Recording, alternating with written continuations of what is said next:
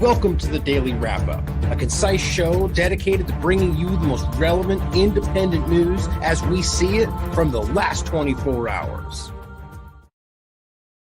Wednesday, December 6th, 2023. Thank you for joining me today. We have a special guest joining, Whitney Webb, here to discuss her long-term investigation into the CTI League and interesting developments in this year, actually recently discussed this month in regard to how this may basically, as I read into it in her discussions, how this may be played into the false flag conversation. Obviously not how they're presenting it, but the risk that we've discussed about how the involvement of the U.S. government and any other these NGOs, different groups in regard to keeping you safe and the access to the very things they claim they're defending against foreign adversaries opens the door to possible surreptitious false flag type actions. A lot of people don't even think this is something we should be discussing, but obviously historically it's very relevant. So Whitney's joining today to discuss this excellent research. We're going to talk about Javier Milei, if I'm saying his last name correctly, something I haven't touched on yet, but I'm interested to talk about, and a lot of other things we may get into regarding Israel, Gaza, and anywhere else we decide to go with it.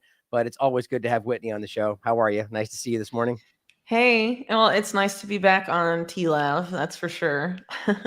Yeah, I'm sure everybody misses you. So it's Yeah. really nice to see you. And well, just out of the gate, how are you? What's going on? How's your family? I'm sure everyone's very interested to hear. Yeah, well, I'm okay, all things considered. For people that don't know, I haven't really been working much this year because my son has been in and out of the hospital and was there for like 4 months, and we've had to go back almost every week.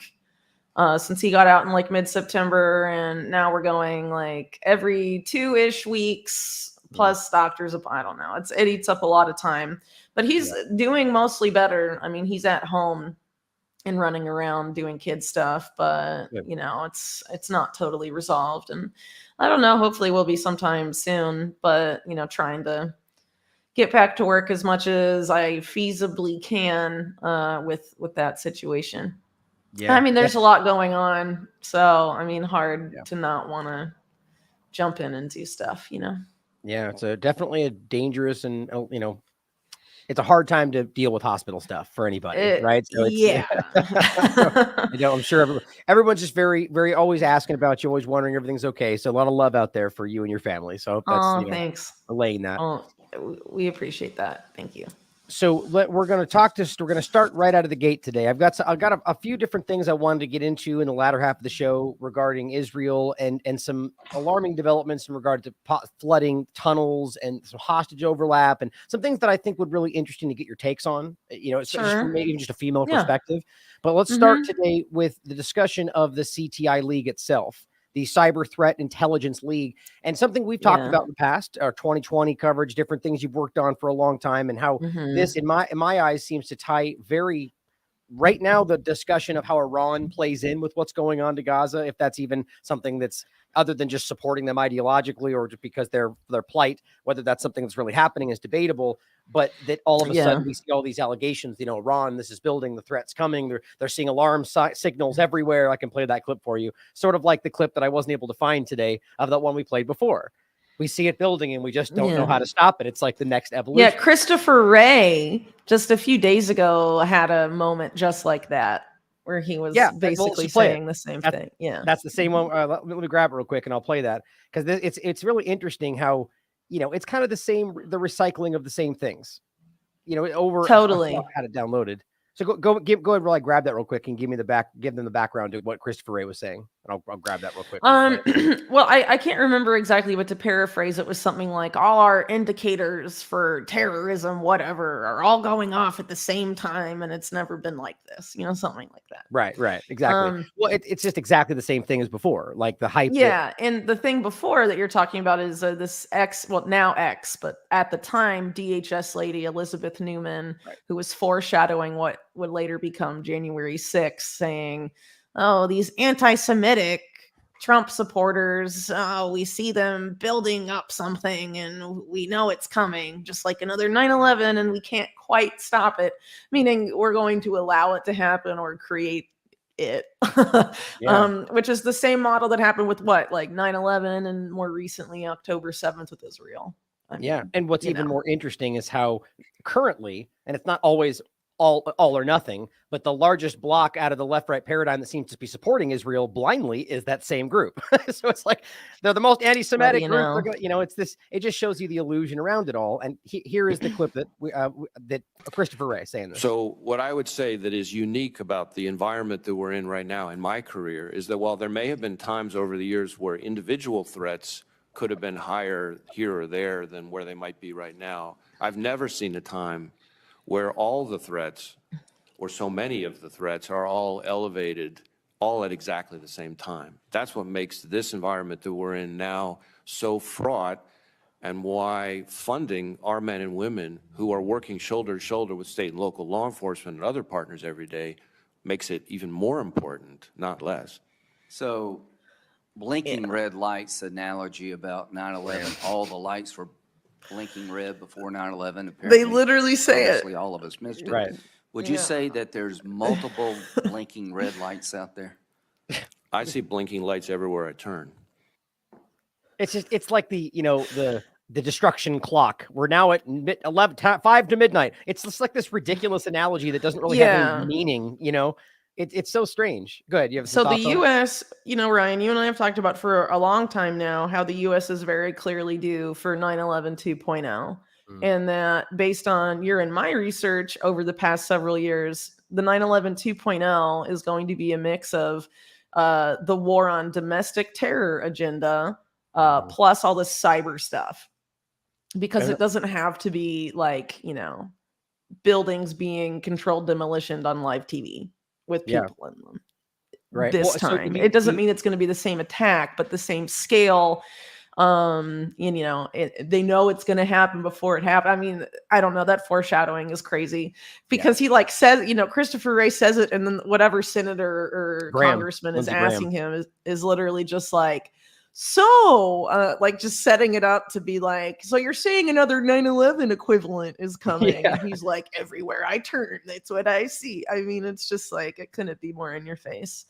Would you not argue that COVID-19 could have been that role itself, like the next 9/11 2.0? Well, kind of yeah. scenario? So yes, but COVID-19 was a global thing, right? So I mean, you have a lot of different things that the global elite want to accomplish, but when we're talking just about the U.S. specifically, the U.S. needs some sort of specific thing that pushes it into the next phase. Right. And there's a deliberate effort on the part of neoconservatives and also Israel to get the US to preemptively strike Iran. And that's been literally Mossad's main objective for the last 20 years. They have openly admitted it. And you have ex-Mossad director Meir Dagan being like, yes, that's what we do. And there's quotes from mainstream media, Israeli sources saying that Mossad's had almost unlimited funds to make that happen. Okay, so what we have with the current conflict, there's been lots of talk since it started about this turning into a regional war. And Israel's already said it's going to be a long war. They're not going to change what they're doing at all, despite warnings from groups in Lebanon like Hezbollah and from Iran also, that will inevitably lead to a regional war. So they want the regional war. How do they expand the regional war? How do they bring in or force Iran to come in? They want the U.S. involved. And the U.S. has already sent airship carriers and whatnot. And you have the fact that the State Department right now is run by a man who was raised by Robert Maxwell's lawyer and confidant and best friend, who was also very tied up with Israel. So, I mean, come on. What do you think is going to happen? Yeah, we have to get involved in some way. So Iran's going to be blamed to some extent for whatever cyber 9/11 is, but probably working with Group X in the US to push through some more on domestic terror narrative. But the thing that we've talked about before in relation to all this, cyber whatever, is that, in the event that there's a major cyber component to this coming 9/11 equivalent, they can blame literally whoever they want. They can blame whoever they want. Any nation state, any group, they can make up a group and say this group is X, Y, and Z. They can say this group took Monero or took Bitcoin, so we should criminalize Monero and Bitcoin, or financial privacy should be ended.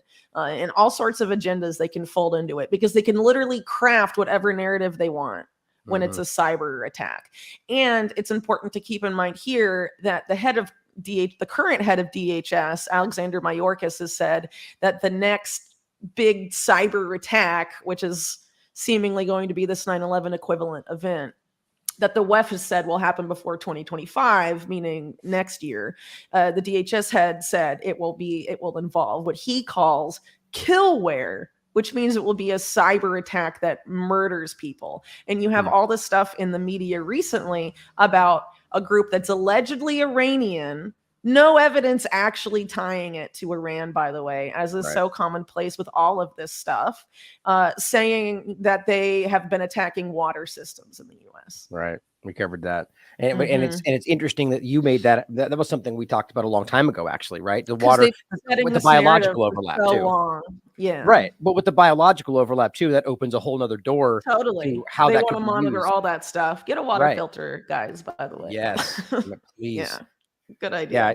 Well, and it's just so, I mean, honestly, on that note, actually, it's one thing I worry about is that I know that like reverse osmosis, definitely, I just don't know how well that actually affects like biological agents, you know, and that's I don't know what they're going to do, but they're saying it's either going to be the water, the power grid, or both. I mean, that's what they've been setting up the narrative for what? I mean, like the past 4+ years. Right. All of which have their cyber aspects to it. It's the repeating narrative, and it's very clearly like power grid, water systems, critical infrastructure. Which is not to say that that's not something that an enemy or whatever could indefinitely, like these things could be attacked. Definitely. The point that we're coming to today with the CTI aspect is, at least, well, let me just ask you this point blank. Are you, in what you're seeing with this, the CTI League in general, is your concern that this is going to be something that is going to be essentially intentionally lied about in order to blame it on them? Or is that going to be something like, I guess my question is the CTI League aware that they're lying about that? Or are they used by somebody else? So here's the big problem with the CTI League. Well, there's a couple problems. One is that Michael Schellenberger won't talk about what the CTI League actually was created to do and what they mainly do. The censorship stuff that has had them recently in the news with Schellenberger and Taibbi is their side gig. Yeah. They got into that later. These guys were created to basically embed themselves in critical infrastructure in the United States for free, allegedly to help different hospitals and then later critical infrastructure during a time of unprecedented cybercrime and cyber attacks because of the COVID-19 pandemic. That was, what they were created ostensibly to do. And that's what I wrote about back in 2020. And I also mentioned the misinformation aspect in there as well, and some of the stuff that has now been recycled in Schellenberger and Taibbi stuff, because they were doing it then too. But I guess it only matters now, 3 years later, when it's not the COVID pandemic anymore, but whatever. But another quick side question, actually, too, somebody in the chat mentioned something. What is your mindset about that in regard to like, I mean, I don't want to get into like specifically trying to hash out whether we think they're honest people, but like Schellenberger, Taibbi, the Twitter files, I mean, I agree that it seems like everything like that happens seems to be like a watered down half version that's meant to like not to some degree. I mean, there's varying points in there. Some of the things I thought were well done, but what do you think? What's okay. Well, here, I'm not going to give necessarily my opinion, but I'll throw out some things that I've noticed, right? Okay, so what's the big push of a lot of this cyber attack stuff, and which includes the agenda of the CTI League? It's ending online anonymity, and also ending, privacy online, including on social media. Okay. Michael Schellenberger is on the advisory board of ARC, the Alliance for Responsible Citizenship, that was set up by Jordan Peterson. Jordan Peterson, very cozy with Netanyahu, this whole thing, a CTI League, and also WEFPAC, the Partnership Against Cybercrime, which you can talk about, led by career Israeli intelligence people who worked under Netanyahu's tenure as prime minister. And Jordan Peterson, once he entered the Netanyahu fold, has been very vocal about ending online anonymity and that we need to know who you are online. And this has also been echoed by Zionist neoconservatives like Nikki Haley recently as well, among numerous others. Interesting. So why has Michael Schellenberger not really talked about Ohad Zaidenberg, the guy that is behind CTI League? I mean, he mentioned him briefly, but didn't go into it at all. And why no mention of what CTI League actually does? Their main focus is not misinformation. It's embedding people. No one knows who they are. They don't even have to be American into, allowing them access into critical infrastructure of the U.S., including nuclear reactors, dams, water systems, and all of this other stuff. And this is really important because Ohad Zadenberg's entire career has been focused on Iran. Entire career. From the time he was in Israeli intelligence, he was focused on blaming Iran for essentially everything and getting part of this broader Mossad arc of getting the U.S. to preemptively strike Iran for Israel's benefit. And since he left, he works for what is, again, a very obvious cybersecurity intelligence front for Israeli intelligence called Clear Sky, which blames cyber attacks on Iran and has for years with no evidence. And I detail this in the piece that I wrote in 2020. So this is a guy who routinely is focused on blaming Iran for cyber attacks. And at the same time, he is choosing who gets to be embedded in all of this critical infrastructure in the U.S. at a time when Israeli intelligence has this explicit goal. This is very alarming, and never has it been more alarming than it is right now when there is a conflict going on where Israel will want the U.S. to be involved, and they know it's going to turn into a regional conflict.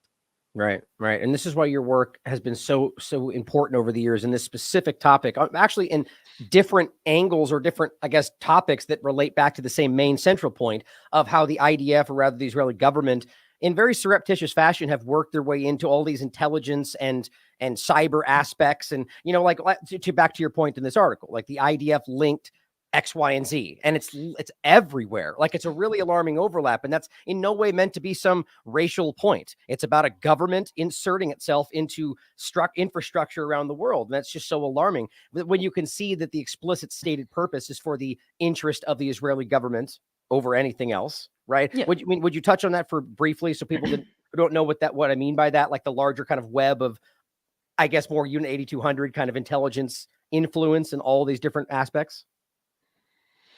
I'm not sure exactly what aspect you want me to touch on, but essentially, the broad sense.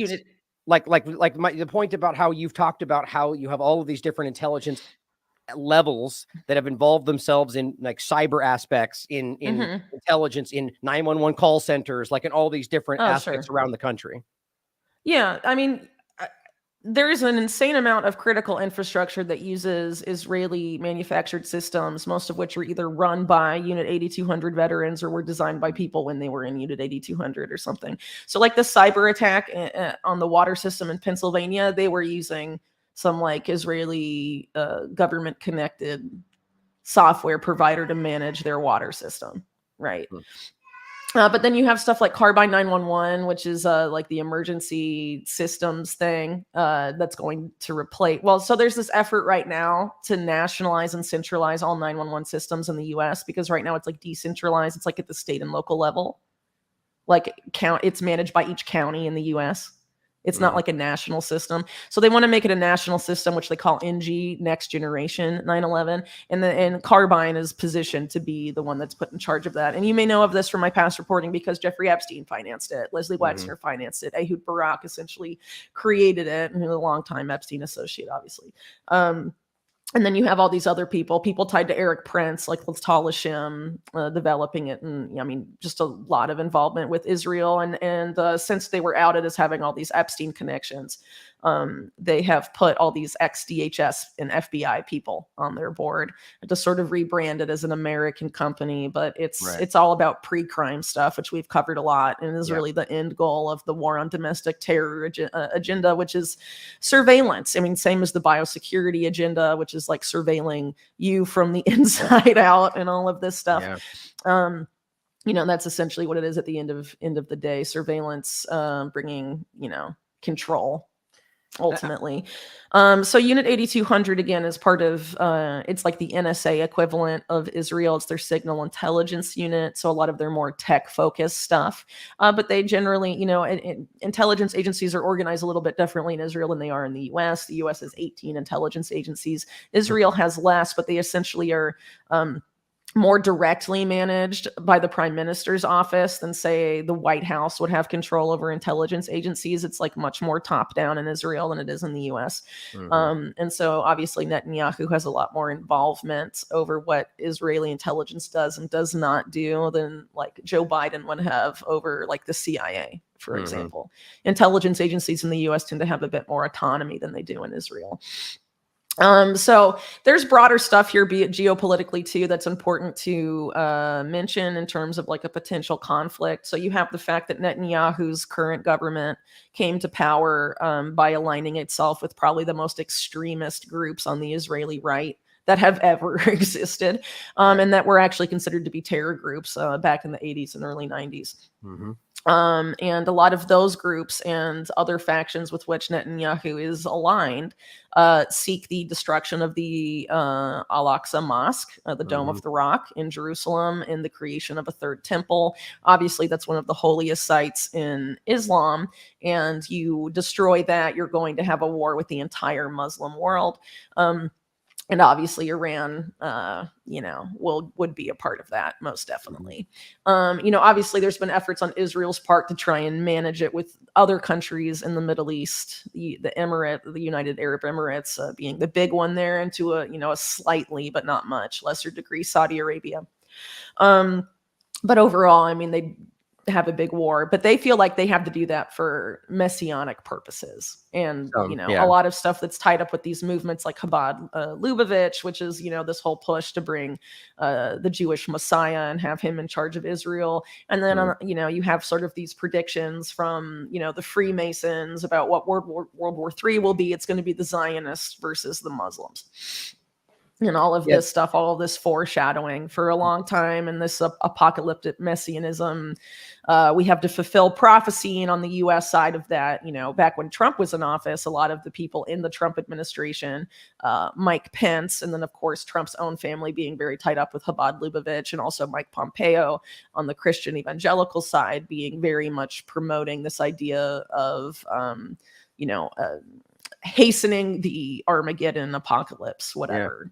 There's a lot of that right now in the conversation for largely coming from the people seemingly kind of from a nonpartisan or not partisan related aspect, feeling that is why all this is happening. That it's like the initiation of this sort of like World War III Armageddon concept, which, I'm not sure where I stand. I don't feel like this was something, my personal opinion, talking about Israel, Gaza, that was like, I guess, initiated for that. I could be wrong, obviously. No, not necessarily. I think it's being used that way for sure. Yeah. Well, I think in Israel, you have a lot of competing agendas all of the time. And some of them are overtly like tied up with religion, and some of them are not. So, there's groups, for example, that are prominent in Zionism more broadly, transnational Zionism, that feel that Zionism itself should supplant Judaism as the religion of the Jewish people. And then you have people that are not that necessarily, but embrace both very intensely. And then you have ones that don't embrace it at all. Right. And obviously Zionism that latter supplanting Judaism, like the opposite revert, the same. There's a lot of that. Good. Yeah. Yeah. And so those groups agree on some stuff, right? Not the anti-Zionists. They're not in power, obviously. But then you have, the Greater Israel agenda, for example, territorial expansion. Some groups want that for religious reasons, to fulfill prophecy, yada, yada, yada. And some of them want it because territorial expansion brings more land, more resources, more power, whatever. Yeah. Matt just wrote an excellent article about the Greater Israel Project, just to throw that in there for people to check out. That era, it's a great article. It's a very, it even says the second part of the title, a delusional recipe for Armageddon. There's you can't decouple this from the kind of prophetic picture, discussions people are having. With that exact. There's people that want it for prophetic reasons, and there's people that want it for more practical reasons. Right. And so there's like a managing of interests there. And, so this is obviously interesting. Oh, go ahead. Sorry, I thought you were done. No. I was just going to say, it's an interesting arc right there to take that point and bring it back into the CTI, like even like the Dome of the Rock, the Al-Aqsa Mosque location, like that, as you pointed out, is a very central point in the conversation of the prophetic of the prophecies of where this will Totally. go. And so that a Mhm. lot of people then wonder if this will be some sort of a false flag aspect, to bomb that and then blame it on Iran, or whether that, or bring it to the Israel is US. never going to say we did it. Right, right. Just Or nobody saying. really would. No government's gonna be like, yep, we did that, our terrorist attack. They're always going to try to lie and cover it up. But I think that's important to the CTI aspect of this, right? Whether we're talking about that itself or back to the US government or the water systems, right? So how do you see that playing out? Because your discussion, and going back to your tweet, what you wrote there in regard to what he said was the CTI League has access to critical American infrastructure, as you said, nuclear reactors, dams, hospitals. We've already seen a really unprecedented rise in, food factories, different things blowing up and things happening all Yeah. over the place. So do you feel that's part of that? And how do you see that going forward if not? Well, it's hard to know exactly how it's going to play out this coming Yeah, just your cyber opinions. 9/11. All I can really say is the stuff that's sort of like in the cards and what they've simulated and what they've set the narratives for and whatever. So there obviously is this big element to critical infrastructure. There's a big element of elections. Next year, half the world pretty much is having an election, not just the US. So that's interesting that this cyber attack is essentially scheduled for next year. But I did a series for Mint Press that's been republished on my site on Cyber Reason, which is another one of these pretty obvious front companies for Israeli intelligence that simulated with DHS and the FBI. The exact conditions needed for hackers to get the US presidential election canceled and martial law declared. Interesting. And part of that involved attacks on critical infrastructure, among other things. So can I ask you about that real quick? That one point, what do you think the likelihood of that is? That's a really prominent discussion point. It seems like largely on the right, about how the election is just not going to happen. Like, that's the plan is to declare martial law because of X, Y, and Z. And what do you think about that? I mean, I don't know what's going to happen, but they've simulated it right around 2020. And obviously it didn't happen in 2020, but they were, I think, trying to go with January 6th and then see how that would play out, because they definitely predicted. And from what we know about January 6th, had it happen, it was an intentional thing. And they've tried to do stuff with it, but obviously couldn't go nearly as far with January 6th as they wanted to. It doesn't compare to 9/11 at all in any terms, including the response of the government to it, right? So they obviously need some other sort of event. So anyway, critical infrastructure component, I'd include elections in that. Anything that CISA oversees, CISA being CISA, which is this, I guess, subsidiary. It's technically independent, but it's overseen by DHS that deals with protecting critical infrastructure, which is all this stuff. And they're directly allied with CTI League. So they put CTI League in all this stuff. And again, to drive this home, the CISA and the federal government have no oversight about who from CTI League gets access to all these systems they're giving them access to. Okay. So, and the CTI League doesn't have any standards for who they let in to their little group and who could gain access to these systems. They just have to be approved by Ohad Zadenberg or any of the other people that claim to have co-founded this. So it's insanely reckless policy from a national security perspective, and it's very clearly a setup, I think. So you're telling me that these people, so this one person who you already described, who's in my opinion obsessed with Iran, blaming Iran for stuff, is the one person allowing people in, and once they're in, they have access to what? What do they have access to? And they don't have to work for the US. They don't have to be vetted by any government. They have to be vetted by Ohad Zadenberg. Okay, that's crazy. What do they have access to? Israeli intelligence operative blaming Iran for stuff with no evidence. What do they have access to? Why won't Schellenberger and Taibbi talk about this? I think it's kind of a big story, guys. I don't know. I agree. What do you know? So Whitney, what do they have access to? Like, what? Give me. We don't know beyond a few things. So, they teamed up during COVID with a bunch of pharmaceutical giants, including Merck and Johnson & Johnson, and also health insurance providers. Basically, a ton of stuff in the health system, hospitals.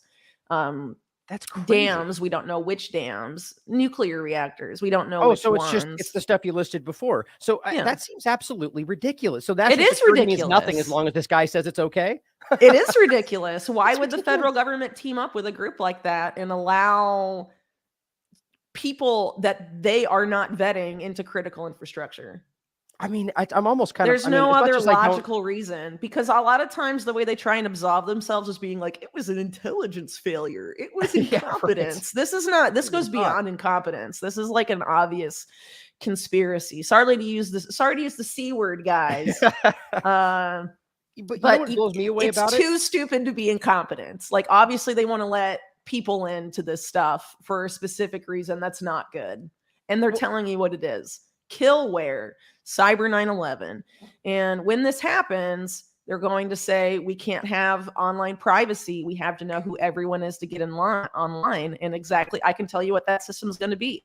If you want to get on the internet, you have to sign up with a digital ID through your internet service provider. And that's the only way you're going to get online. And that way the government knows not just what you're posting online, but everything you're reading and accessing. That's been the goal for over 20 years.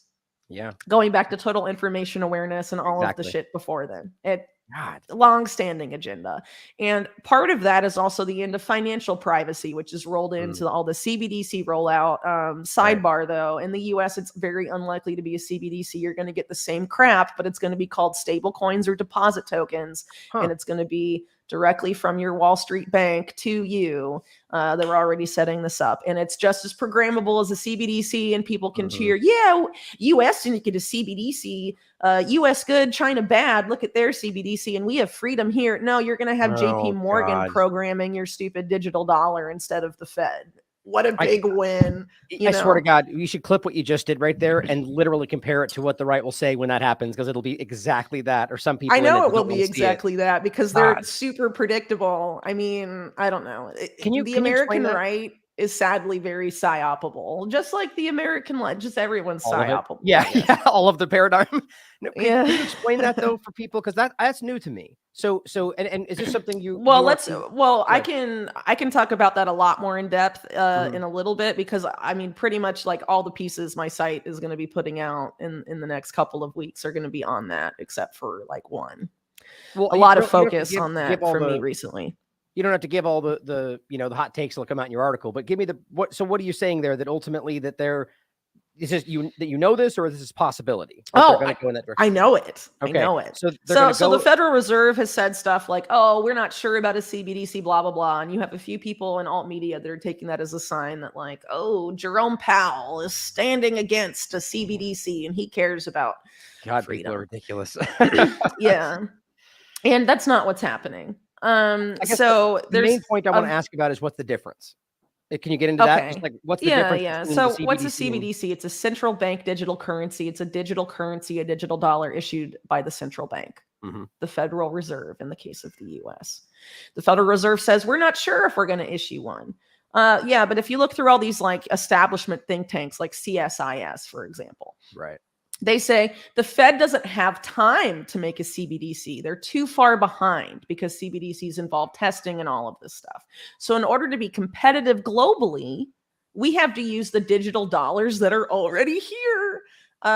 So that's the digital dollar is already here. If you think about, how your banks manage your money, they don't have those actual dollars. It's zeros and ones in their systems. Right. So they mean that, and they mean stable coins, which are, in this case, dollar pegged stable coins. Right. Not necessarily Tether and USDC, maybe USDC. I don't know. But basically right now you have the Treasury and the financial authorities in the US pushing for complete control over any dollar denominated stable coin, which they're likely to get. Right. So once that happens, you have the financial authorities in the US regulating dollar-based stable coins, and they can make programmable ones and do whatever they want. So it's the same. And all the big CBDC infrastructure companies like R3 and Consensus, all of this are pushing for stable coins and deposit tokens. What's a deposit token?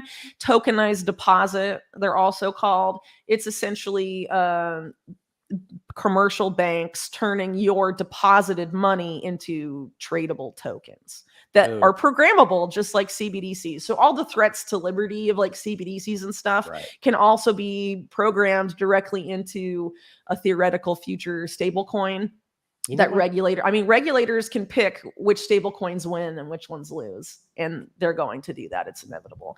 And then with the case of deposit tokens, the goal is to keep Wall Street banks relevant. I mean, the Wall Street banks aren't going to cede their power to the Fed. I mean, so the Wall Street banks own the Fed in the US, for people that have forgotten that. So the idea is to keep the existing two-tier system in the US. So you'll have the Fed at the top, and then you'll have the commercial banks, and you'll have the public. And so the public will only interact with the commercial banks. But the CBDC will still exist, because Fed now will be how the banks do all the interbank settlement of all their different deposit tokens and whatever.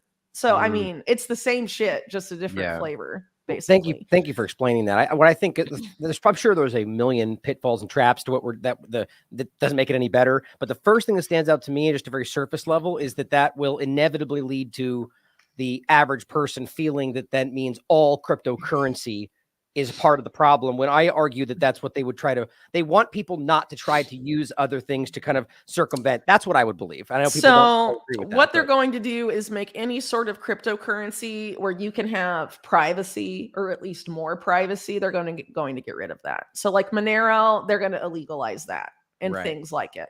Bitcoin, they're not going to get rid of Bitcoin. They're going to get rid of any sort of technologies, mixers, for example, that allow privacy to be added to Bitcoin transactions. Yeah. And see, this is why a lot of these, they're going to co-opt Bitcoin basically, and make it, instead of like a potential for freedom tech financial freedom tool, they're going to make it their thing. I mean, they're already pretty far along that, honestly. Still very well could have always been, right? I've never, Indeed. But see, I definitely think that is, there's all these coins that are kind of like the connective, or rather just, the altcoins that are connective pieces between the new system and the old dying system. And I think those are the ones that are going to be, wildly profitable. But the problem is that if you lean into that, you're helping the problem. You know what I mean? And so it's like this dynamic you're watching people in the crypto space that seem to be aware of how it's going. It's like this, we got to start making choices that even to our detriment, that are better for the world we're trying to build. And I don't mean that in the sense of like, stronger together, great reset, just like individual choices. On that point, I just want to say that, I know a decent amount of like Bitcoin maxis. I contribute to Bitcoin Magazine on occasion. And a lot of the people, obviously not all, but some of the people there are very focused on freedom tech and making solutions that need to be made. But can Bitcoin be saved from being co-opted? I don't know if that's true anymore. Yeah. But obviously, there needs to be efforts made towards solutions. And some of the people in that space are making those efforts. Some of the people in that space are trying to find ways to basically turn the Bitcoin blockchain into WikiLeaks 2.0. So even if they do co-opt it, you can publish a bunch of stuff they can't censor for everyone to see on the blockchain and stuff. I mean, there are some creative people trying to get in there and invert what they're inverting. You know what I mean? But it's a complicated space. And if you're talking about big crypto companies, I mean, they're all spooks. Let's be real. Coinbase and Circle, Binance, FTX. I mean, my Coinbase was just frozen, by the way. Did I tell you that? Did that just happen? They froze my Coinbase account. Yeah. Right. It's okay. It's not. Well, you're always first, Ryan. No offense. Apparently so. I don't know. It's just crazy. I'm sure there's other people that have been censored on Coinbase. I'm sorry. But this is the way it goes. But you just got to find that. But you know what? It's just like it's been every other time before. It is a blessing in disguise. It's pushing me early to get away from these things before it's inevitable. And like they got to find alternative routes. But so thank you for describing that, because I do think that's a very alarming overlap. So bringing this back into one more time, the CTI point, and we'll bring it into like the next steps I want to get into. How do you see that playing into it? Like, obviously you already described the CBDC, the digital ID, but in regard to the false flag aspect, because it seems to suggest that would almost undermine the willingness of the average person to lean further into these things. If they're going, look, they're going to demonize both online privacy and financial privacy. Yeah. This is how the terrorists are making money. This is how the terrorists are engaging in terror.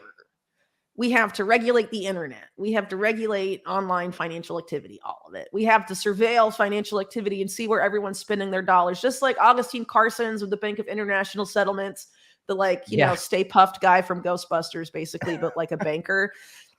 there's like this clip of him that I think John Titus found and Catherine Austin Fitts sort of popularized, of him being like, well, well, if you have this $10 bill, we don't know where you're spending it, but with a CBDC, we know exactly where you're spending it all. Haha, I mean, that's Analysis on basically what the goal is. CBDC in particular for This the one, right? use of the general use.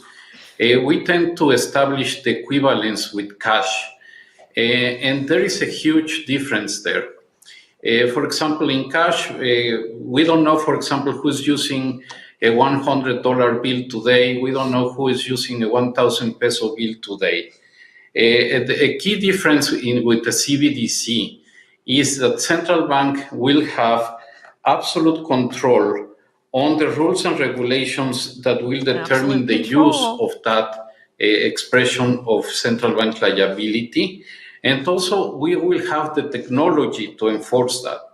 Those two issues are extremely important, and that makes a huge difference with respect to what cash is. It's just so right on the surface, like just will control. They and be able to don't what care you can do. about hiding it anymore. I mean, do you have any idea at this point how like control opposition filled independent media is? I know. I mean, they can say whatever they want because, I mean, you're going to have the people with the platforms not covering it. And, Right. For a long time, a lot of independent media has gotten their stuff out on Twitter. It's now owned by an insane intelligence contractor billionaire that people, for some reason, think is a freedom fighter, who, by the way, the big adversarial journalists of today, like Schellenberger and Taibbi, are all tied up with from Twitter files and onwards, and who they depend on to spread their stuff around and have it go viral on Twitter. It seems like Taibbi and Musk kind of had a falling out with when he got pushed into Substack. Yes, but I'm not sure. But Taibbi has a history of working with billionaires. So, like when the Intercept thing happened, and there was that effort, which I think was also a psyop in a sense, not unlike the Twitter files. He was going to run a publication for Pierre Omidyar. Had a falling out at some point, but wasn't afraid of taking those, Silicon Valley big tech, billionaire bucks. Yeah. No, I definitely think that I think we pegged that from the beginning. I mean, obviously, do I need even to mention we never saw the source material, right? We never got anything that was promised, the Fauci files. So this is to me, this is all about the long-standing effort to destroy WikiLeaks. And remember that WikiLeaks, they hired like Palantir to destroy them, which is Peter Thiel, PayPal Mafia. Musk is part of that. What do you know? And Pierre Omidyar owns PayPal. They're all the PayPal guys basically did this whole thing I'm about to mention here. But I mean, a lot of my past reporting over years and years has documented this. The Intercept and privatized the Snowden leaks. They did. They didn't publish the vast majority. And what they did publish, yes, it was reported on, but then the Intercept was like, oh, look, we're adversarial and we want whistleblowers. And then the whistleblowers that did give their documents to the Intercept go to prison. It was a honeypot, clearly, in my opinion.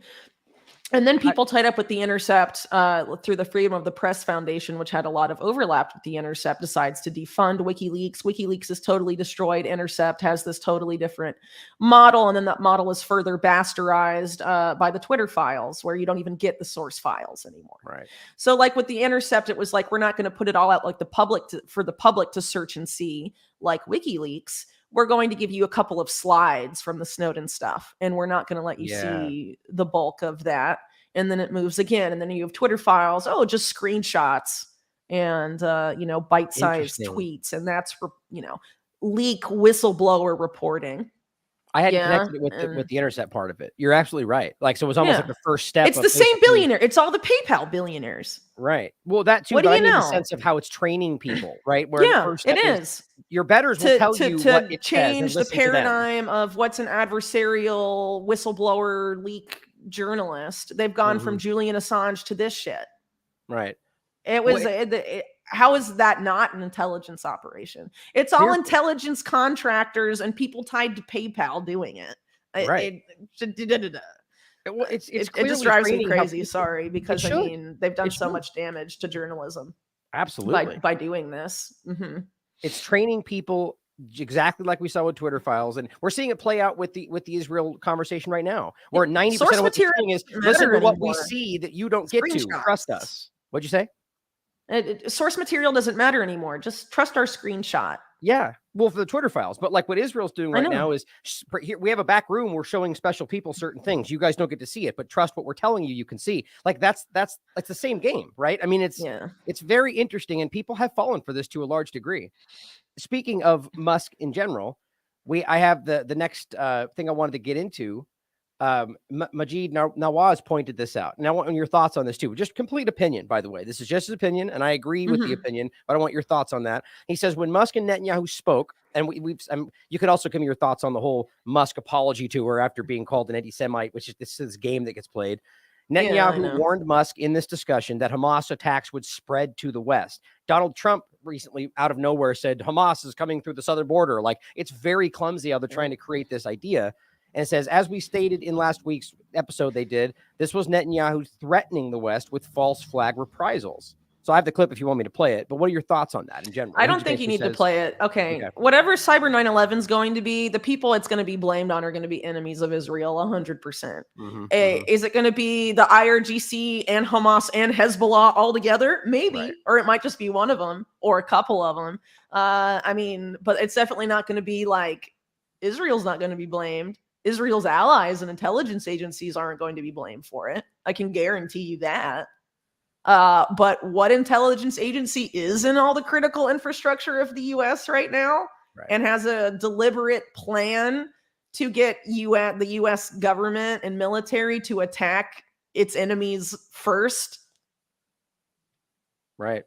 Well, and so this is sort of blending two things. So one side of this is the cyber aspect, right? But this is kind of more so talking about, like Hamas carrying out an attack. But this is where the things converge. And I think what we're talking about at the beginning is where I think you're right. I think this is going to present itself as a multifaceted kind of attack. Go ahead. Yeah, they do converge to an extent. But remember, it's not just the cyber stuff. It's the war on domestic terror stuff. And of course, how are you going to get the right-wing side of the political paradigm literally like exploding and like frothing at the mouth? You bring in the border element. Right. Exactly. All these people have been coming through the border. And a lot of them aren't Central American. They're from these other nationalities. And then, look, Hamas snuck in. Yeah. Right. It's not, I mean, they've set up so much. I mean, they could go so many ways with this because they've set it up so many different ways. But this is something we talked about. Also, we talked about this in the 2020 conversation, right? And it was just as logical then. There's just a hell of a lot more to build to it now. It's converging. Go ahead. The migration issue is not just happening in the US, it's happening everywhere else, different flavors, whatever. If you have some sort of, illegal migrants, Hamas, whatever, whoever they want to say, Al-Qaeda, ISIS, I don't know, in the US starting to do terrorist attacks, whatever, throughout the country, they're going to push for digital ID for everyone. Exactly. And that's what they're doing in other places that have migration issues, including in South America, where you've like influxes of Venezuelan immigrants in various countries, etc. We have to know who people are. There's all these people here and they don't have ID and we don't know who they are. Everyone needs an ID now. Inclusivity and also safety from terror. Whatever, excuse fits is what they'll use. Inclusivity, so they'll sell it as inclusivity to the left, and they'll sell it as we'll stop terror to the right. I mean, whatever. Right. Yeah. I was making a joke. I just said inclusivity, except we don't like your ideas, so you're not allowed in, right? Which is what will happen. Well, yeah. Or you're all equally included in our slavery paradigm. Yeah, exactly. Yeah. Gosh, well, so the point you made a long time ago that I think is very relevant is that this has all the hallmarks of converging of not just a false flag kinetic attack or false flag cyber attack or biological attack, but rather it ends up being this converging moment where they pull all of these agendas into one focal point. Like, like we're talking about, like a Hamas attack with a biological agent. It may not even be one big attack. It could be a bunch of series of attacks, and they just do it one after another until people are like, this is crazy. What's going on? I mean, they want to obviously have some crazy stuff happen before 2025. We know what their long-standing goals are, where they're trying to move the entire world. They have to make stuff really crazy for that to work. And to shock people because we've already been it's like shock and awe. Yeah. but globally. Yeah. Yeah. And so it's gonna be really crazy, and it's gonna be a bunch of different stuff probably. But this is all gonna fit in there. One thing I did not mention that is really important here is that all the cyber attack stuff is tied up with the big banks that are also about to collapse, just like '08, but they don't want to have a repeat of '08 where people are like, you guys fucked up on Wall Street and you've stolen our money and we are mad. They don't want that. Now they want to say the hackers stole your money. Right? Iran, so that's why, like, my past reporting for TLAV on the WEF and their cybersecurity, cyber criminal, cyber terror agendas. And also, you know, if you think about the WEF and Cyber Polygon, which people are familiar, that was always teamed up with banks. Cyber Polygon is the WEF and tech companies and banks. The WEF Partnership Against Cybercrime, which is pushing for the end of online anonymity and financial anonymity, that's run by an Israeli intelligence operative. Banks. And then this one you've pulled up here, this was the World Economic Forum and the Carnegie Endowment, when the Carnegie Endowment was run by William Burns, who's now CIA director under Biden, and met with Epstein, who arguably Epstein was involved in creating the '08 financial crisis, by the way. You have the Carnegie and WEF team up with some of the biggest central banks in the world, the Fed, the ECB, the Bank of England, and then the biggest Wall Street banks being like, oh, I guess there's going to be a big cyber attack on the global financial system that's going to bring it all down. And our solution will be to end financial privacy and have digital money that we can program and surveil. I mean, come on, guys. Come on, guys. So here's the other one too. This is this part 2 of that same series. People should go back and read this stuff. I mean, it's a couple years old, but I mean, this is what the banks are going to do, because they're not going to be blamed for all the financial crimes they've committed and all the money they're stealing from you and are going to steal from you. Yeah, it's going to be Iran and Hamas and Hezbollah and North Korea and China and Russia. I don't know. Right. With no evidence whatsoever, but intelligence has. Yeah. Or maybe there'll be a series of cyber attacks, one in the banks, one in the critical infrastructure, the elections, whatever. And they'll all be different countries, but the countries I just named are going to be on the list. Right. You know? Right. And then after a while, they'll be like, they all work together. It's the axis of evil. Time for World War III. You know? You've seen that, right? They've already floated that out as the new axis of evil. That's been said more than once in the last month. I mean, it's with again, it's no evidence predictable, and it's that they're actually doing anything other than just going, I support what they're fighting for. You know what I mean? And it just becomes this, they're on the ground working, when you can prove the US is doing that, literally on the ground with a 3-star general in Israel helping them plan their, you know, it's like, it's so they send weapons to support their ally and there's terrorism, but they send weapons to keep killing people in Gaza and it's fighting for freedom. You know, it's paradoxical. I mean, what people just don't understand, especially on the American right, Israel has a massive deep state. It's been allied with our deep state since Israel's deep state existed. And Israel's deep state has existed since Israel was created as a nation in 1948. Sorry, that's just the facts. You can read my book. That's what it's about. Don't you argue, though, that it's become one thing, essentially? It's a binational security state at this point. Absolutely. Like basically almost superseding the governments themselves at this point. Totally. Yeah. And that's a bunch of our military tech has been sent to these bad adversaries by Israel to China and elsewhere. And the US. Israel plays both sides. Israel plays both sides and has since the late 70s. Absolutely. Well, so bringing this into the next kind of point about just getting into some more larger topics, but about the false flag possibility. I still want to point, but again, just reiterate for those that I've been saying this again, based off a lot of your work and predictions in the past, that it seems like the most logical thing to me, which, as you point out, it could represent itself in multiple attacks. It seems like this would make sense to initiate this in a way that would force everyone to bring these into like a single attack that is a foreign actor, vanilla ISIS overlap. There's that overlap there that does a biological attack, but does so through a cyber attack that releases something. Like, that would just bring it all in together. It's but I think you're going to have a series, because remember the cyber pandemic narrative? That Well, was okay, like from but Klaus Schwab and all cascading- those guys. It's an going to be a attack that causes- cascading thing, but there's going to be a big one capstoning it, probably. Yeah, okay, fair enough. Yeah, all predictions, Yeah. but I definitely think that seems logical, and I just want to put it out there because I definitely. Well, they've seeded a lot of that stuff. I mean, Right. I don't know if you remember back when like COVID started, they were like, all the Nazis are going to lick doorknobs and give everyone COVID. And it's like a biological weapon. God. I don't know. The It's Nazi just- doorknobs, I'll never forget. I mean, it's just like too much. But, remember all like the biowarfare narrative stuff that, we've both covered for a long time. Mhm. Saying all the stuff like, oh, they're just tinkering around in their garage and with all these, they can get anthrax and build whatever now. I mean, and that's a total lie, but that's what they were saying like before anthrax in 2001. Yeah, Like it's never been easier. And now they have this whole narrative, like Gates was saying, I think a couple years ago at the Munich Security Conference, now hackers can just get in a screen and go boop, beep, boop, and they make an awful bioweapon to release upon the world. And Simple then you have as the that, right? DHS guy being like, killware is the next cyber attack. I mean, Let- how are let's they going to touch on kill that. people with cyber? It could be anything, but I'm sure they'd love to bring together the health security, cyber security stuff. It's inevitable because, if you're going towards the transhumanism thing, they're going to blend it anyway, I was going to mention the China lab in California, which I think is just the most obvious bunk story I've ever seen in my life, or it's something that they put there to scare people because it just seems ridiculous. But since you mentioned the killware, I forgot to ask you about that. What exactly does that? I know it's again hypothesis, but and you just said how does that materialize? But what are your thoughts on that? What do you think that would look like? Is if you?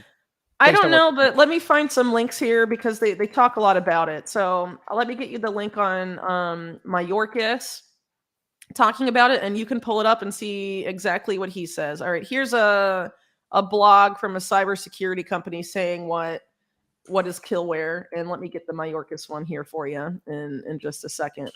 Yeah, I'll look at it right now. So what I'm just interested by is like what you're saying. So killware.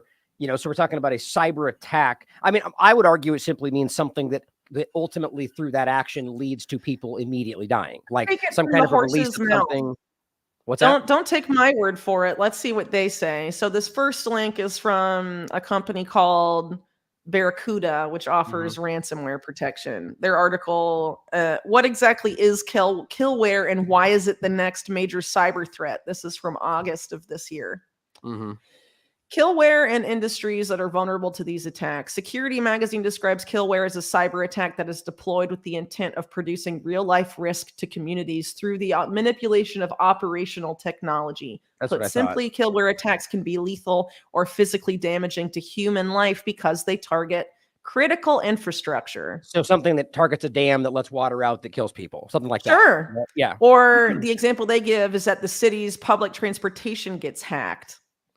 Oh, well, that's And that different, was in though. the That's cyber different. reason simulation with DHS and the FBI that a hacker takes control of all the traffic lights and causes accidents and stuff. But see, like that's a little that. more abstract, though, isn't it? That's not immediate death. That could cause accidents that could lead to death. But So it's like, remember, what is a terror attack? It just creates terror. Remember? I mean, they don't have to have Yeah. a big kill Well, count. it says necessarily. killware. That's the only reason I put it that way. Well, it's because like it sounds specific. scary, obviously. But the Yeah. idea is that it can kill people.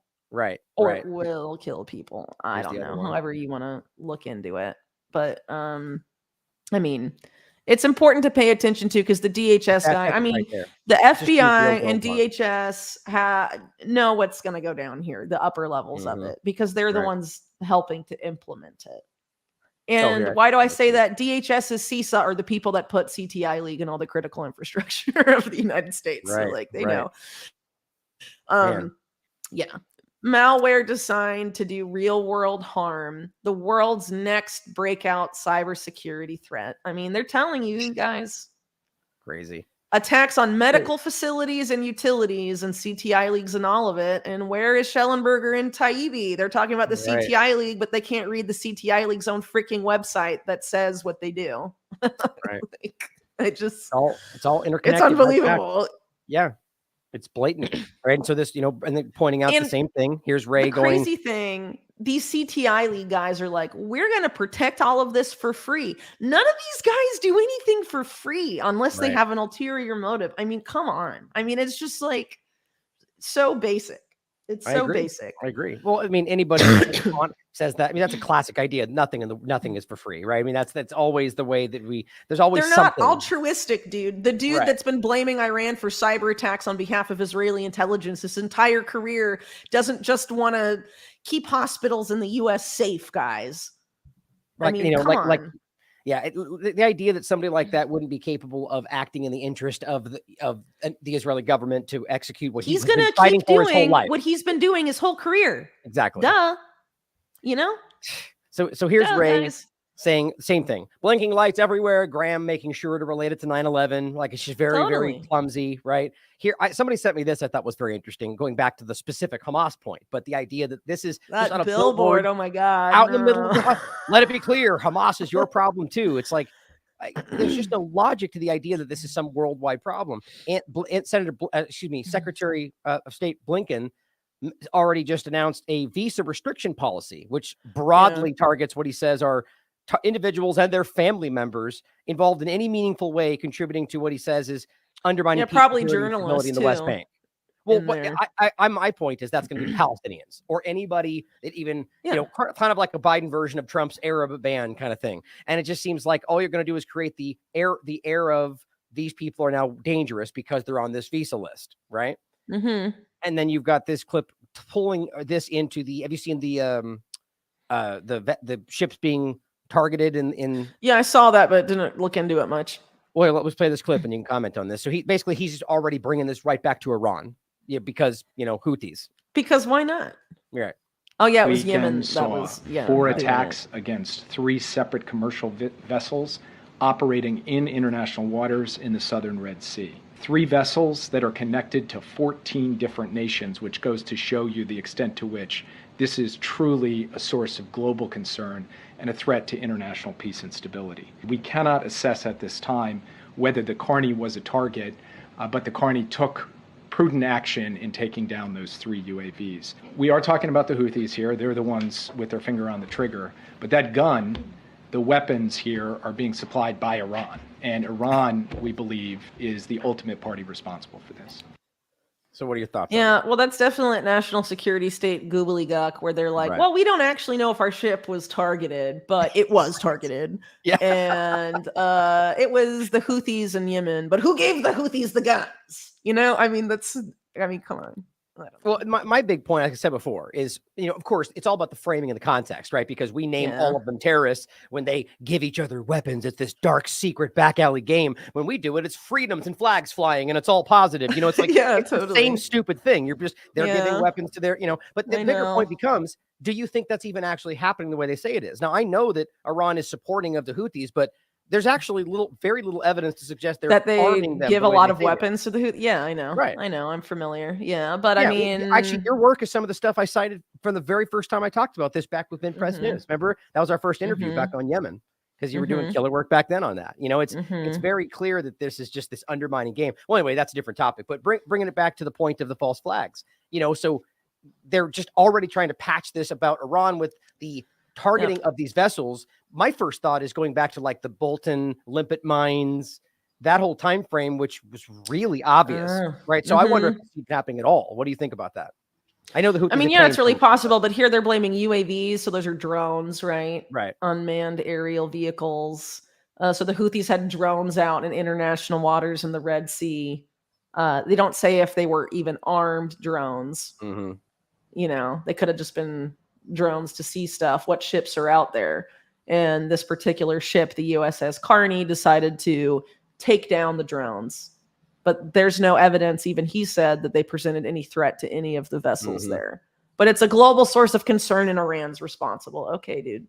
Right, which is the central Just like point. Colin Powell with his little vial being like, Saddam, I mean, the U.S. government does this, and anyone that buys their shit at this point's an idiot. Sorry. But, I mean, they're just going to find new and exciting psyops to try and manipulate people to get mad in the Iraq era.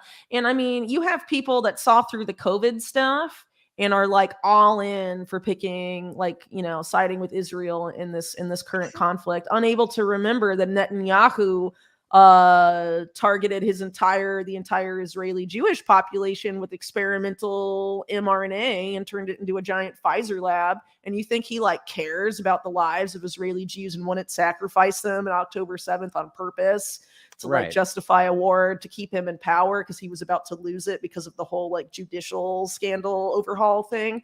Even before that, actually. Yeah. Yeah, just like use your brain, people. But I mean, people get all tribal, and it's, you know, now there's people getting tribal about Israel, and before it was people getting tribal about, you know, COVID vaccines and vaccines in general. I'm glad you bring that up, though. It's sort of the point we made before about the people that were most, you know, it's the two-party paradigm exposing the hypocrisy of it all. You know, where these people, a lot of people like your Eli Davids out there, you know, who are familiar that or not. Guy is a literal like Goebbels level propagandist. It's unreal. But so he's out there during the COVID discussion, you know, screaming about how they're all trying to kill us and everyone's doing, and then like you're saying, but he literally tweets pictures of like Palestinian babies being satanic. I mean, he's insane. Right. What a crazy dude. But him or anybody else, even from an American perspective, like people that are out there who are now going, we are fighting with them being the same entities that they were trying to expose 30 seconds ago. Like, I just, you know, that makes me think these people aren't honest, or at least aren't that smart. So the point, people should be paying attention to that. I just think that's I think, and I'm not the only one that thinks this, by the way, that there was a major effort during COVID to create a controlled opposition group within COVID that were going to bring people who, specifically on the right, who were disillusioned with the neocons and Bush and all of that stuff and got mad at Trump about the vaccine, to bring them back into the neocon foreign policy fold. Why do you have career neocons like Frank Gaffney creating StopVaccinePassports.com and becoming a major guy speaking against vaccine passports on like Steve Bannon's show and stuff. Right. And now blaming China for everything COVID, when literally everything China was doing, Israel and the US government were doing. Right. You know, and to your point before, I watched this arc come to pass, where those same people that were screaming about not allowing digital IDs are going to find a way to justify it through the argument of the other conversation of immigration, right? It's exactly. And this is why I worry about, you know, even people like Robert F. Kennedy and their rhetoric about Israel right now. Yeah. If you're not going to stand up to what, you know, to them now, you're never going to stand up to them when it comes to the biosecurity agenda. Exactly. You know. Well, so a couple more points on that note in general. The Cradle points out that Syria, Russia confront ISIS cells in the Syrian desert. And so you've got this like we see all these old kind of dynamics seemingly coming back around. Now, I don't know whether this reads in my mind. The article doesn't get into it specifically about whether this is, you know, I don't even think we should mince words here. ISIS is an American proxy or Israeli, U.S. Western proxy. American, Israeli, British proxy, somewhere in there. Yeah. And so at this point, when we see this all of a sudden start happening, I wonder if that's a part of this larger shift back. We have this with Philomena posting Iraqi resistance targets U.S. occupation. We see this ongoing, you know, the PMU largely, but that then becomes Iran, whoever they want it to be, targeting U.S. bases, who, by the way, are the illegal occupiers, so they have the right to armed resistance. But you can see all these things kind of bubbling back up.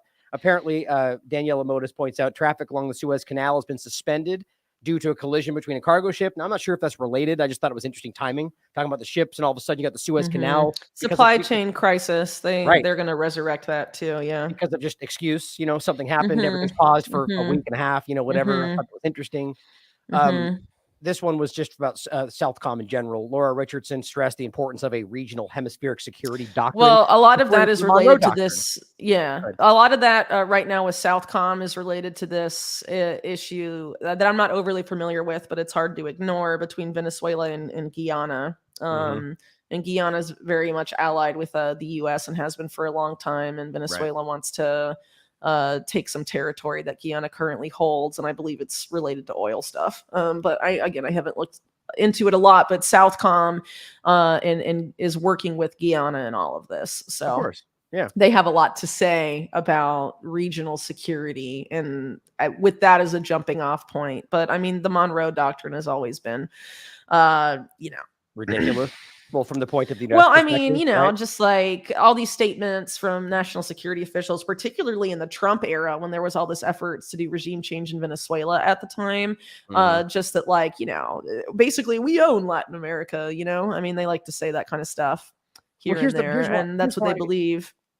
Here's why I think it's ridiculous, though. Like, so bringing it, like, so the point is, if they believed it, maybe you could argue this would have some merit. But the point is, from a U.S. government perspective, who overthrows countries because it's Tuesday, right? This literally just from Wikipedia, it says United States foreign policy, the Monroe Doctrine is a U.S. foreign policy position that opposes European colonialism in the Western Hemisphere. It holds that any intervention in the political affairs of the Americas by foreign powers is potentially hostile act against the United States, right? So, like to your point, so that's our territory, right? But the idea that somehow you're opposed to colonialism or foreign powers intervening. Well, the silly. reason that's interesting in the current context is that this is Venezuela, an American country, going against Guyana, another American country. And the Monroe Doctrine was supposed to refer to, like you just noted, European powers interfering in the affairs of the Americas. But now it's US being control over applied to countries within the Americas having disputes between themselves.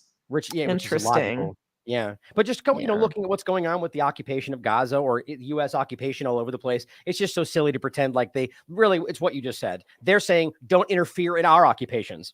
that's what we can stay out of our backyard. Yeah. God, Yeah. It's just disgusting. I mean, the U.S. is an empire. Everyone watching your show should know that. And they're going to do what empires of the past have done, which is murder people to keep occupying what they are occupying and to occupy more things. Yep. That's watching it play out what right they now. do. Yeah. So let's bring this into the conversation of Javier before we touch on a few points in regard to Israel. goody. Discussion. Yeah. So you had sent this over.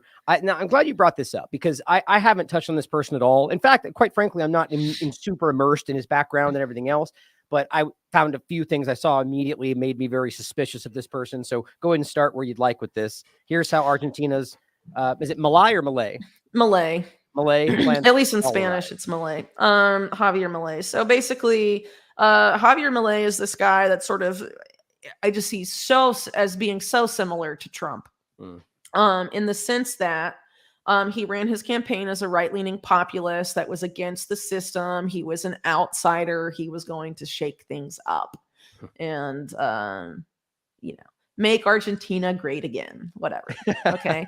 And I mean, he did all this stuff. I mean, a lot of his appeal, and he was hugely backed by a lot of right-leaning people in the States in particular, just regular people and in alt media, because he would go on TV and it's so similar to Trump, say stuff like the libtards and call like blue-haired, whatever people parasites and all this stuff that kind of like Trump did with like talking about saying like mean words to Hillary Clinton or whatever on TV or Jeb Bush, honestly, that was kind of cathartic, to be honest. But I mean, it's to suck people in, and people get so focused on the rhetoric and the persona made during the campaign.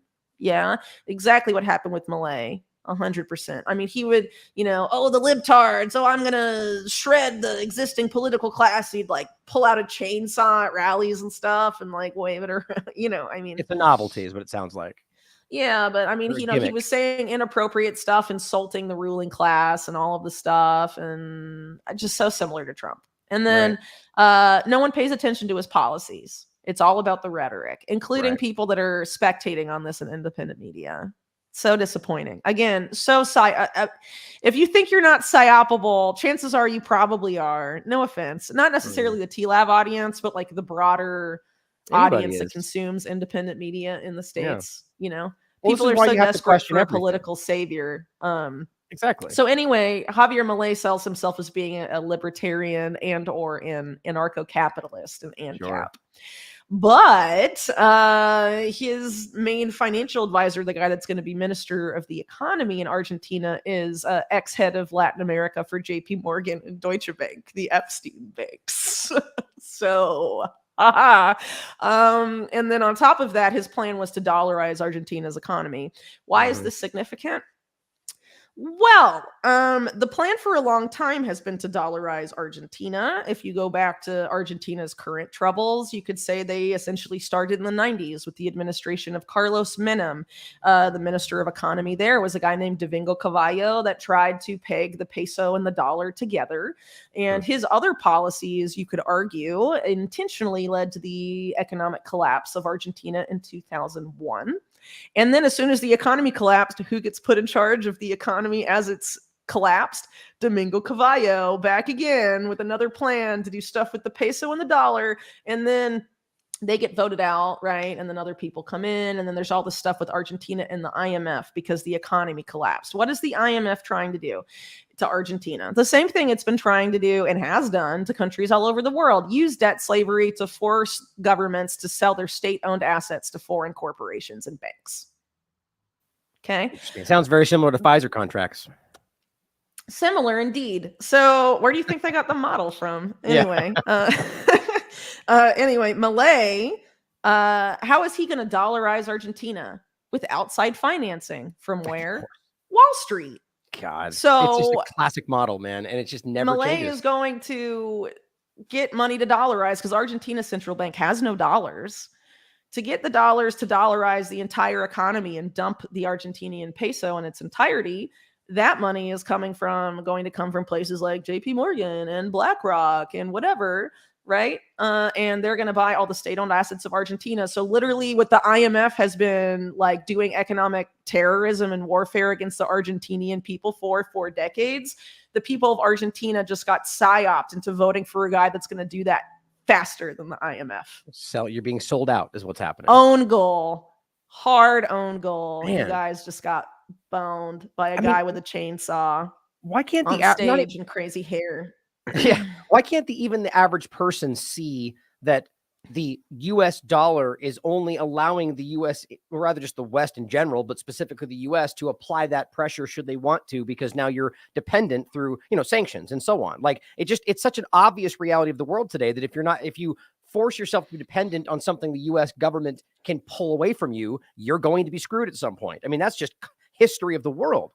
So why doesn't the average people see that? Like, or better question, do you think it was even a legitimate election? Do we even have those anymore? No, I think it wasn't a legitimate election. Yeah. I just think that Milei's campaign was a huge psyop. And he's just so similar to Trump. Super cozy with Netanyahu, Chabad Lubavitch, even. Yeah.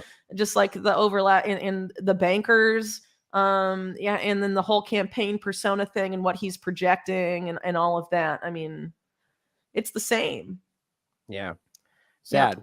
But I are you hopeful at all that, let's just even say the U.S., but in general, that people are more aware of this than they were before, at the very least? Like in the two-party paradigm, I think a lot more people on the right are kind of going, I don't know, I don't buy this. Just more. I really hope so, but there's a lot of efforts to psyop them, and a lot of it is around the decades-long programming about Israel, whether that's from the neocon stuff for the past several decades, or if it's from Christian Zionism, which I've done a lot of work on in the past, which, goes back to stuff like the Schofield Reference Bible from the early 20th century that basically has trained a few generations of American Christians to feel like if they even criticize the state of Israel at all, they'll be cursed by God.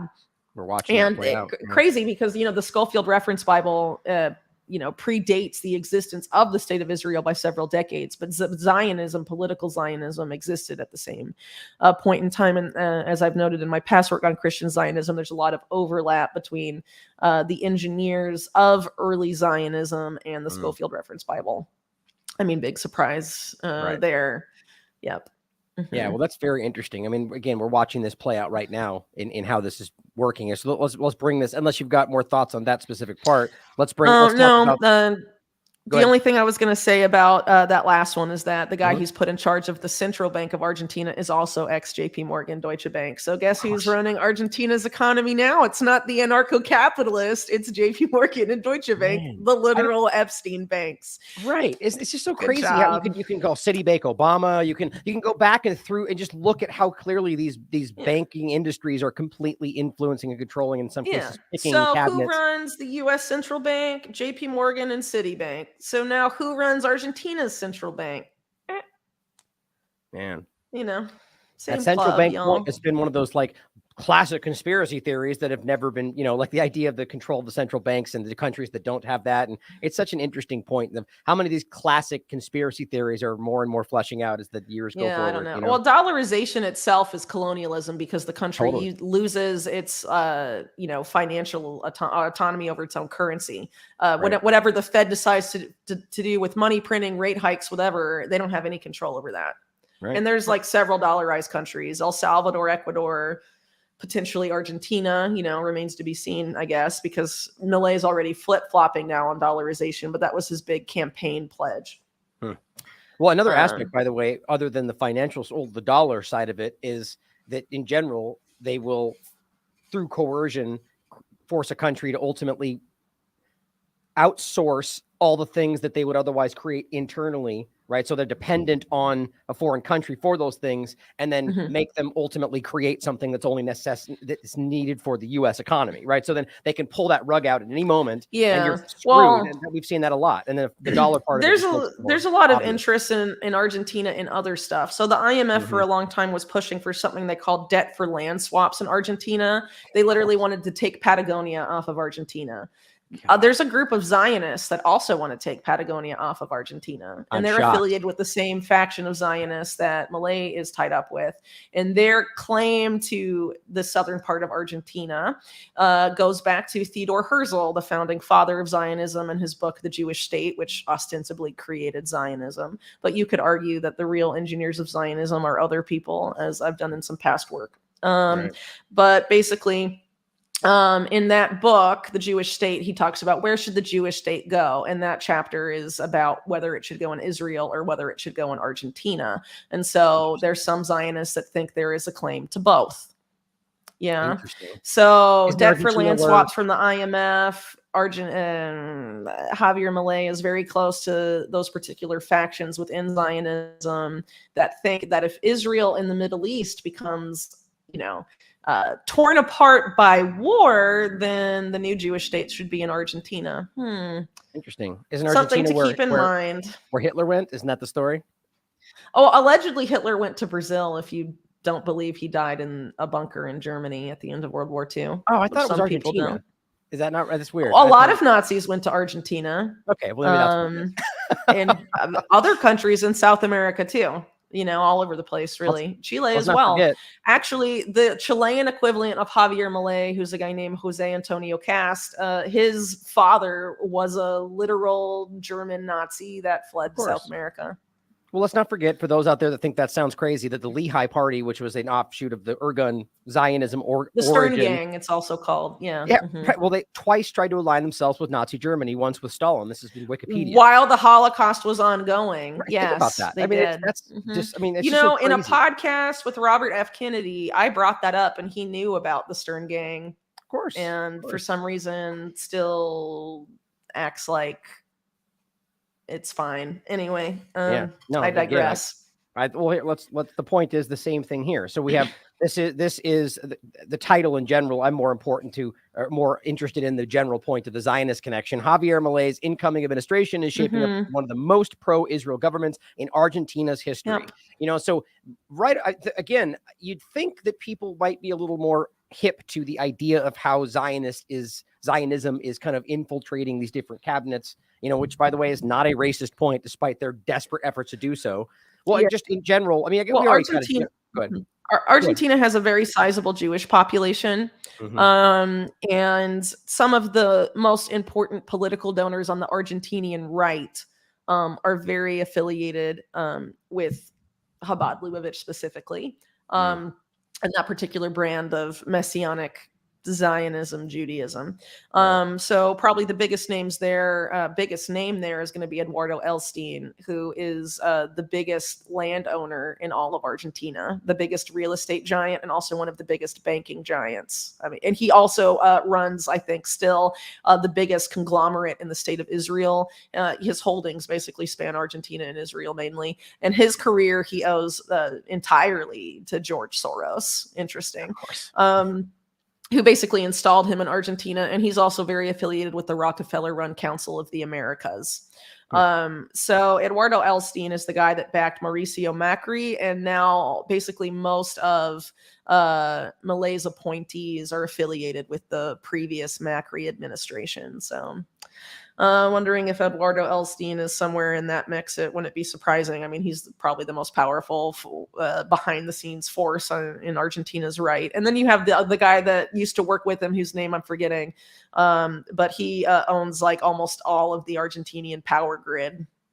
And he's pretty much the same politically and religiously and all of that. So, if you want to run on the Argentinian right, you definitely have to be in that camp. And Milei is there very willingly. And I think, I think it's not unlike Trump, really, Right. in the sense of like their, affinity for Zionism and how that shapes their political career before they even become politicians, probably. Right. I mean, this is what concerns me so much about, one, the fact that this is happening, and two, that many people are still being scared away from even addressing this political party influencing other governments by some claim of racism. It's so obvious. Yeah, but Zionism depends on claims of anti-Semitism and also real anti-Semitism for its success. And Netanyahu, I think, has actually said that in the past, and other people that have been in Israel's cabinet have said that. It benefits them because they need to be the victim all the time, don't they? Did you see the recent meeting between AIPAC and Netanyahu in Israel? Like, I mean, it's things like that. I that. saw a picture of it. Yeah, blow me away. An American lobbying group, on the behalf of the Israelis. Did it really blow you away though? I mean, AIPAC that it does that. Posted was what blew me away. Not the fact right. That's just exposing the fact that, like, it's in the only reason that makes sense is because you're not allowed to criticize that Israel would ever do that in a surreptitious way, even though it's literally challenging any other normal, but the point is that that's what I was saying here. It's so obvious. Yeah, but again, what needs to be made clear to the American right is that Israel has a deep state that regularly collaborates, if not as an extension of the American deep state. Yeah. So you cannot believe everything the Israeli government or intelligence services say blindly if you are against the American deep state. Because the American deep state, if they know you won't believe it from them, they'll just have Israel say it. I mean, come on, guys. It's not that hard. I agree. Not that hard. What the one point I was trying to make there is that I just think people need to take a step back and not be cowed along by these narratives and see how vividly obvious it is that you have Zionist institutions that are, I mean, look, they put forward this person as a libertarian, and basically putting this person out to trick the different political parties when ultimately he is just an obvious, it's the same mindset of all the rest we're talking about, a Zionist and the same. I think the point is that this is about creating more and more controlled mindsets around these different countries through these political parties. And by the way, that's literally what lobbyists do. Like, it's not meant to be some kind of, it's just, that's what it's all surreptitious. But so here is what Torah Judaism pointed out. I'm sure you saw the vote conflating anti-Zionism, anti-Semitism. Just their Torah Judaism simply pointing out. That's been going on for a long time, though. There's been efforts to redefine anti-Semitism as anti-Zionism for several years. And to go back to AIPAC for a second, there's been scandals throughout their history in the U.S. of AIPAC conducting espionage against the U.S. on Israel's behalf. I mean, it's happened numerous times. It's on record, guys. They found they've acted as a front for Israeli intelligence. What? Sorry? They found those spying devices at the White House during Trump's administration. Yeah, but no evidence that was necessarily tied to AIPAC, right? Oh, I'm sorry. Yeah, I mean, Israel's intelligence regularly does that stuff. I mean, they were doing it all over the place with 9/11 when 9/11 happened. Right. On the White House, on the Drug Enforcement Agency, they tapped phone lines. They did all this stuff. There's also the example of Greenblatt. The art student stuff, There's also the example of Greenblatt from the ADL, who just had a leaked audio come out where he's saying on the record that they have, doesn't say spies, but they are. He calls them analysts inside these different groups. One of them was Jewish Voices for Peace, and admits this on the record. So think about how alarming that is. The ADL has people inside American protest groups that they're secretly watching and paying. They've been spying on stuff for like decades. I think they spied on the civil rights movement. They spy on all sorts of other groups that aren't even focused on Zionism. Right. Not news to you, but the average person might be quite shocked. People forget that the ADL is an extension of B'nai B'rith, which is literally the Jewish equivalent of the Freemasons. Right. It's just that's tied up with a bunch of organized crime stuff, by the way. If you read my book, you will know that. Yep, exactly. Now to your work, right? Man. Well, so let's finish in general with a couple of general points about what's going on in Israel that I thought were important to include for the show today. And I think that this, and give me your thoughts and take this in any of these directions wherever you want. There's a lot of things we could talk about in what's going on there. But this one, first of all, stands out to me in a very interesting way. So really, this largely does tie back to some of the things we were talking about, that what's going on right now in Gaza is, I think, was not, I don't think this was the way this was supposed to go. Legitimately in every way. Like, I think they're using this, but ultimately right now, this has destroyed reputations. Political parties are falling apart. Like, this is destroying everything that was built, in my opinion, around the controlled flow of information and the way people see Israel in particular. So now we have Israel revoking human rights or United Nations humanitarian visas. I just think that's very blatant. Of course, their argument is, well, the UN is Hamas apparently now. So I'm no supporter Well, of the United Israel Nations. has had a lot of antagonism towards the UN for a long time. And so Definitely. people in the US in particular on the right have been like, ooh, we're anti-UN and Israel's anti-UN. But the reason for Israel being anti-UN is this kind of stuff, not because they're like against a global government or anything. If you think Right. Israel's against global government, I would encourage you to go look at stuff that David Ben-Gurion, the first prime minister of Israel, had to say about global government and Israel's place in that. Right. Anyway, yeah, so I would agree with you to an extent. I think in this case, Israel did not plan for the PR to fail so badly, Right. and for people to see through it to such a significant extent. October 7th, obviously something happened there, and I think they thought they could fulfill a lot of long-standing goals as it relates to Gaza. That have been going on for a long time. I'm sure your viewers are familiar with the fact that Netanyahu was very interested in entrenching Hamas in Gaza and having Hamas expand. It gives him the boogeyman he needs to justify what amounts to, especially now more than ever, genocide. But you could argue use different terms for it earlier. But really, Gaza, ever since Hamas, won those elections and whenever it was 2007, I mean, has been subjected to siege warfare and is the world's largest open-air prison or concentration camp, whatever you want to call it. Concentration camps, again, not exclusive to the Holocaust. The U.S. made them for Native Americans, and that allegedly inspired Hitler.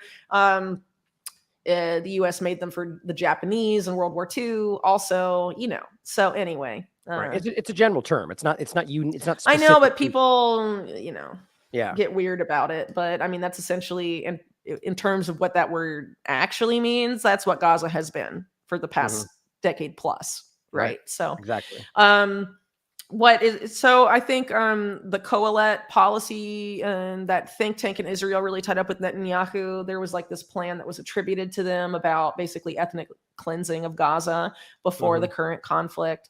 And definitely there's been interest for a long time in reclaiming Gaza, reclaiming, as they say. But, just removing the Palestinians from there. I mean, pretty much Israeli rhetoric for the past, I don't know, since the 70s, if not earlier. Well, arguably, like, as soon as Israel was created and the Nakba happened, there was always a group in Israel that's gotten larger with time that wants all the Palestinians expelled from Palestine. Right.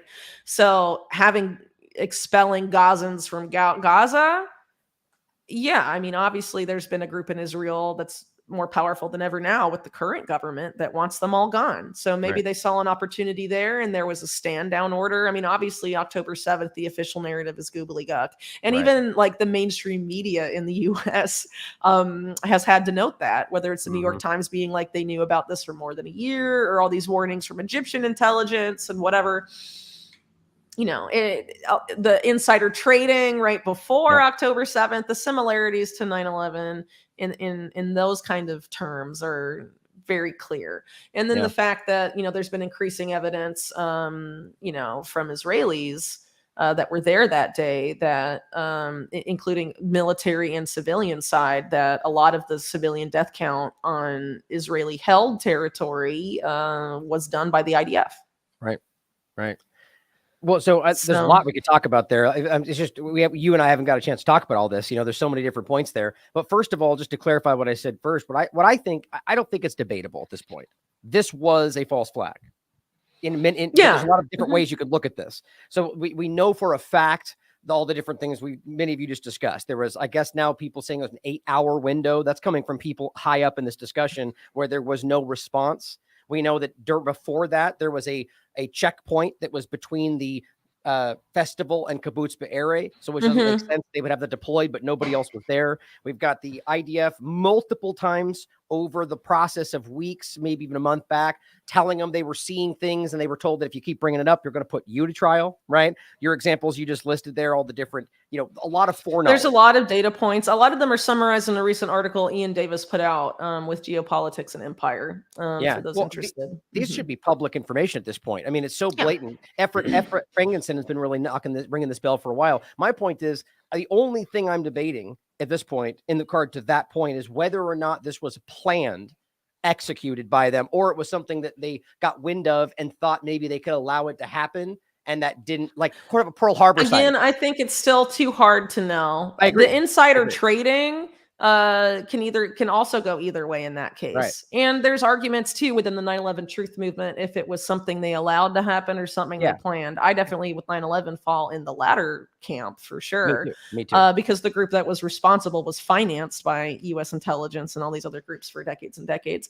And there's been allegations, of course, about Hamas intentionally being incubated by Netanyahu and allies in Israel. Oh, well, I just had that up for people that want to look at that. I mean, this is not even up for debate. This is even Haaretz put this out 2 days after the 7th, and it's just quoting him what he said in 2019. Anyone who wants to thwart the establishment of a Palestinian state has to support bolstering Hamas and transferring money to Hamas. Yeah. This is part of our strategy. That's a direct quote from him in 2019. So it's right. just not, it's so blatant. I guess the question in that case, did Hamas intentionally take Israeli intelligence or Israeli national security state funds, or were those funds disguised and then sent to Hamas? Remember, there's a whole cryptocurrency element here too, tying into the whole financial privacy issue we were discussing earlier as well.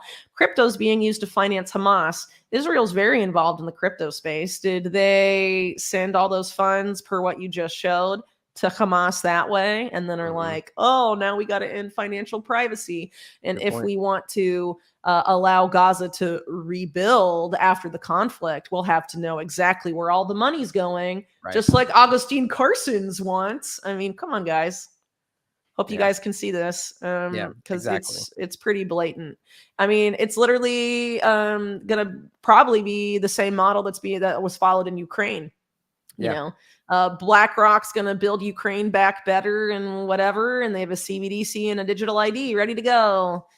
You know, that's how post-conflict Gaza will be if they succeed. Which doesn't necessarily mean that was the immediate plan. It just anything like this will always be taken advantage of, but it could mean that. Well, we can only speculate if it was allowed to happen or if it was intentionally planned to go the way it went. To touch on your other point earlier, though, Israeli propaganda is failing, and I think because too is such a major oversight on their part, also in my opinion, because consistently.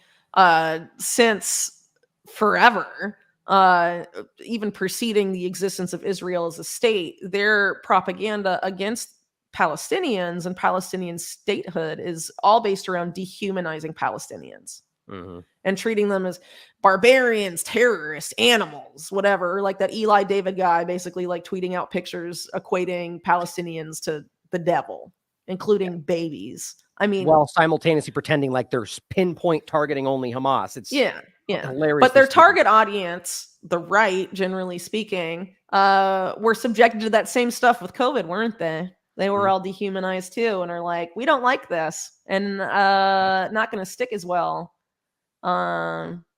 this time around. I think so. I think that might be a factor in their propaganda war being less successful this time, because a bunch of people on the right just got treated to this dehumanized rhetoric, and now they're seeing it against someone, and they're probably like, I kind of still remember how that felt, you know? Right. Honest ones. Yeah, most definitely. Yeah, but there and there's there are a lot of different angles on this topic in general, but to that overall, the point you mentioned, if they don't know about the people being shot, these are things that have been confirmed even by Haaretz now, right? That they've admitted this. There is the security leader from the Kibbutz area has admitted that they were shot, that they shot hostages. IDF members have said the same. We have helicopter pilots that have said the same, and they're still denying it, by the way. Or we have Haaretz investigations that have come out and shown that literally every large allegation, the atrocity propaganda, every one of them have now been shown to be false. The reported beheaded babies. And we already knew this. We proved this already. But even Haaretz has been forced to report this now. Including the playbook's really old, just like with like a bunch of the US wars. that also, by the way, Israel was promoting, like the Iraq ones, you know, Mhm. the Saddam wars specifically. Go back and read Richard Pearl's A Clean Break about how the U.S. needs to remove Saddam from power, and then figure out where Richard Pearl was in the George W. Bush administration. Connect some dots. Wolfowitz, you know, all those guys. Anyway, Here's a clip you might like. Real yeah, quick. but I the don't think it's that incubator long. baby stuff, that was the Gulf War to try and take out Saddam the first time, right? It's the Right. same playbook every Yep. time, and they've done it on so many different occasions now. Or the rape allegations, Viagra and rape. I mean, it's the same Yeah. things that continue to float back up. But here's what I worry about with the failing propaganda war. Mhm. You touched on it earlier. What if this stuff, Hamas is your problem, guys, and these terror attacks start happening in the US and they're blamed Right. on Hamas or Right. someone Hamas affiliated? Would Israel be like, our propaganda war is failing? We can't get the American public or enough of the American right on our side. Time to do something. Time for some killware. Time for Right. some, terror attacks on American soil again. Because That's that's how they got Iraq War, Gulf War 2.0, isn't it? With 9/11. Right. And who did 9/11? US deep state, Israeli deep state, and then Saudi Arabia and, Pakistan that are like proxies of US intelligence. I mean, there you go. But Bada that's bing, what bada Narwhal boom. was predicting essentially. He's saying that. Yeah, no, but saying he's that was the right. threat. I agree. Yeah, that is the threat. And And it lines so up with that's your what point. Netanyahu's saying. You're not falling for our propaganda ploys. Get ready. Right. Right. And it Mhm. lines up with your point about the CTI aspect, and it all converges. And I think it's very And it's obvious. not even just CTI League. Cyber Reason I talked about earlier that was Mhm. like gaming this stuff out with the US deep state about how they could use the killware stuff to cancel the US presidential election. They're in a ton of the US military's critical infrastructure. Right. It's Let's just terrifying. give our critical infrastructure to a foreign country, but it's our ally. It's not like our ally literally blew up an American naval ship Right. in the 60s to try and get the US in a war with Egypt and other countries and blaming it on Egypt, but then it was Israel and the US government covered it up. Right. Literally have reported statements that they don't want to embarrass an ally, right? Like obvious cover They've up. literally done it before. Yep. And Israel's deep state helped do 9/11. Our deep state is very happy to kill Americans. Israel's deep state is very happy to kill Americans and Israelis. They don't care. And that's what people don't understand. These deep states are all about like entrenching their own power and creating this neo-feudal hell, techno tyranny, whatever that's coming. And it's not about the little people. And I mean, people are being psyoped really hard right now with this stuff, but you have to remember that like Israel's deep state is like key part of all of this, and you should not be supporting them. And they're literally using weapons of war and murderous AI algorithms to do what they're doing in Gaza, mass murder on an industrial scale.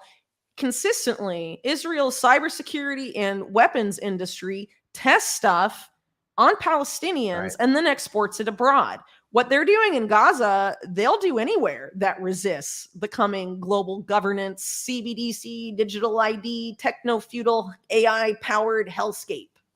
They'll do it everywhere. So if you're backing this, no, I mean, wake up, dude. And, not to knock so much on RFK, who I've met and I used to think was okay. If you're going to be like, this is totally fine, it's hard to be against digital IDs and build back better and the 4IR and all this stuff when that's literally what's going to happen here. And all this stuff going on in Gaza is going to be exported to the US and elsewhere. Right. Why do you think the US is getting involved in World War III and why they want to get the US involved in this regional war in the Middle East that later is obviously going to become World War III? The US is not going to win World War III, dude. Well, it's not. They can't recruit enough soldiers.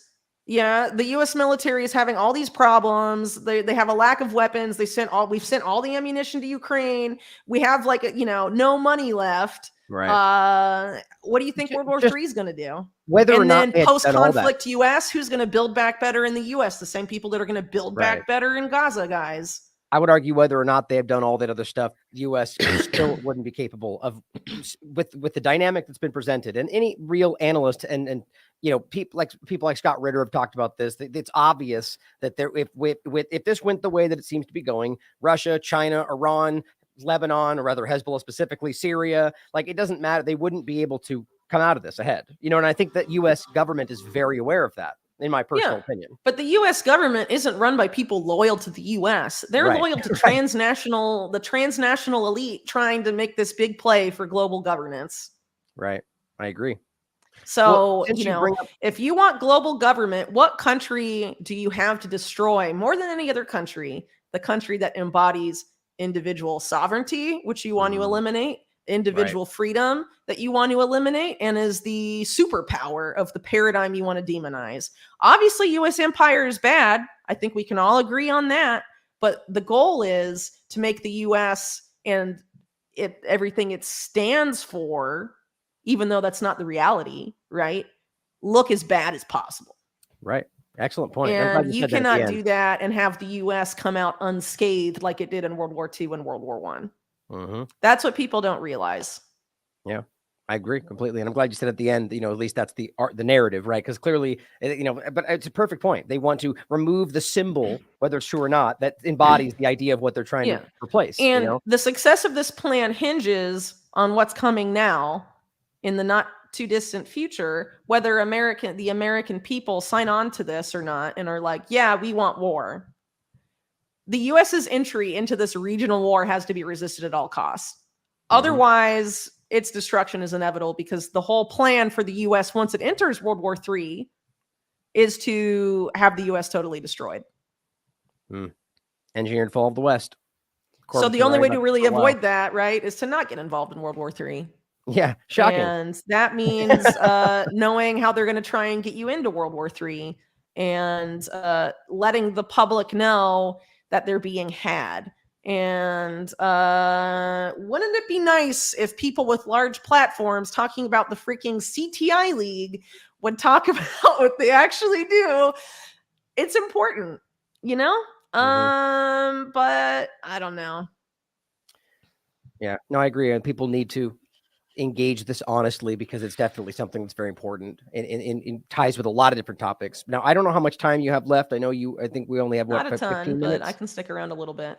Well, I was just going to decide whether we should just wrap right there or not. I had a few other things I wanted to kind of just poke about in regard to more general stuff. We don't have to get in. Why don't we just end with this in general? Since you bring this up, because this actually is perfect ending point that brings a lot of this back around, is the interesting addition of the artificial intelligence killing, which is essentially what this is. You brought it up in regard to it was 972 magazine did a really important article in regard to, I think it was 7 they've been good and for former years. IDF intelligence individuals that admitted that they were deliberately bombing civilian infrastructure, in some cases with knowingly no Hamas targets. And as one person put it, the artificial intelligence mass assassination factory, where they're hitting the called power targets. So it's a really interesting dynamic to add to this in regard to not only artificial intelligence becoming kind of the first deployed public discussion of how it's being utilized to kill civilians or anybody for that matter, and how you see this playing in as we go forward, maybe even with the cyber aspect of it. What are your thoughts? Yeah. Okay. The addition of AI to warfare is incredibly sinister. It's being bankrolled extensively in the U.S., mainly by people tied to billionaire Peter Thiel. Look at Palmer Luckey's stuff that's founded by Peter Thiel, like Anduril, for example. Also, Palantir is in this business, which I'll circle back to in a moment. So, okay, what's going on with the AI stuff in Israel and in Gaza, and why is it so bad? Well, according to the IDF's own admission, or at least people that work in the IDF, before they used the AI, they were identifying a relatively small amount of targets to assassinate in a day. And now with AI, they're identifying hundreds a day. How is AI choosing who those targets are? What did they input in there that makes those people targets? Is it that they are part of Hamas? I don't think so. Is it that they know someone, they're friends with someone who's in Hamas, their brothers in Hamas, their cousins in Hamas? They read a post Hamas made online. Right. They once used the word Hamas, right? I mean, it gets really, I'm kind of being facetious, but The point is Yeah, that's, you I see think, what I the mean, obvious though? reality. Yeah, exactly. Okay, why do you think they want to put AI in charge of the internet and Mm. censoring and monitoring social media? This gets to your point about whether this is real or not, right? Whether it's the illusion of artificial intelligence or whether this is simply input from humans. And I don't mean necessarily like a sentient Well, concept. Like, artificial intelligence is real. I'm not saying it's not real. I no, think the no, singularity they're going to fake. not necessarily, not my point being that whether or not like the output is actually some decision, like whether or not, like you pointed out, that they're simply inputting enough metric data points that make Okay, it yeah, I basically see what you're saying. void Okay, of yeah, purpose. yeah. Like, go ahead. AI and a lot of the AI industry, including Israel's AI industry, the AI is not very accurate. Right. And we know from like facial recognition statistics, like used by the UK police, it's extremely inaccurate. Right. Right. And then one I reported on for TLAV during the COVID era that was going to predict COVID outbreaks before they happen. It was, according to the company's not audited statistics, so probably very inflated. They said they were 70% accurate. Okay. Which means a lot of innocent people, when you apply it to murdering people, a lot of innocent people are going to die. Okay. Right. But obviously they don't care. They don't care. And this is because AI is terrorism on steroids. The AI could suck you up if you say something wrong, and put you on the target list, or it could misunderstand something you say, or you could literally not even meet the requisites for being on the target list, and AI will put you there. Mhm. This is about being terrified. That's what it's about at the end of the day. So this is like techno-terrorism, basically. Yeah. The when you illusion, apply really. AI to warfare. And now they're taking humans out of the equation in several scenarios. It's already happened. It happened in Ukraine.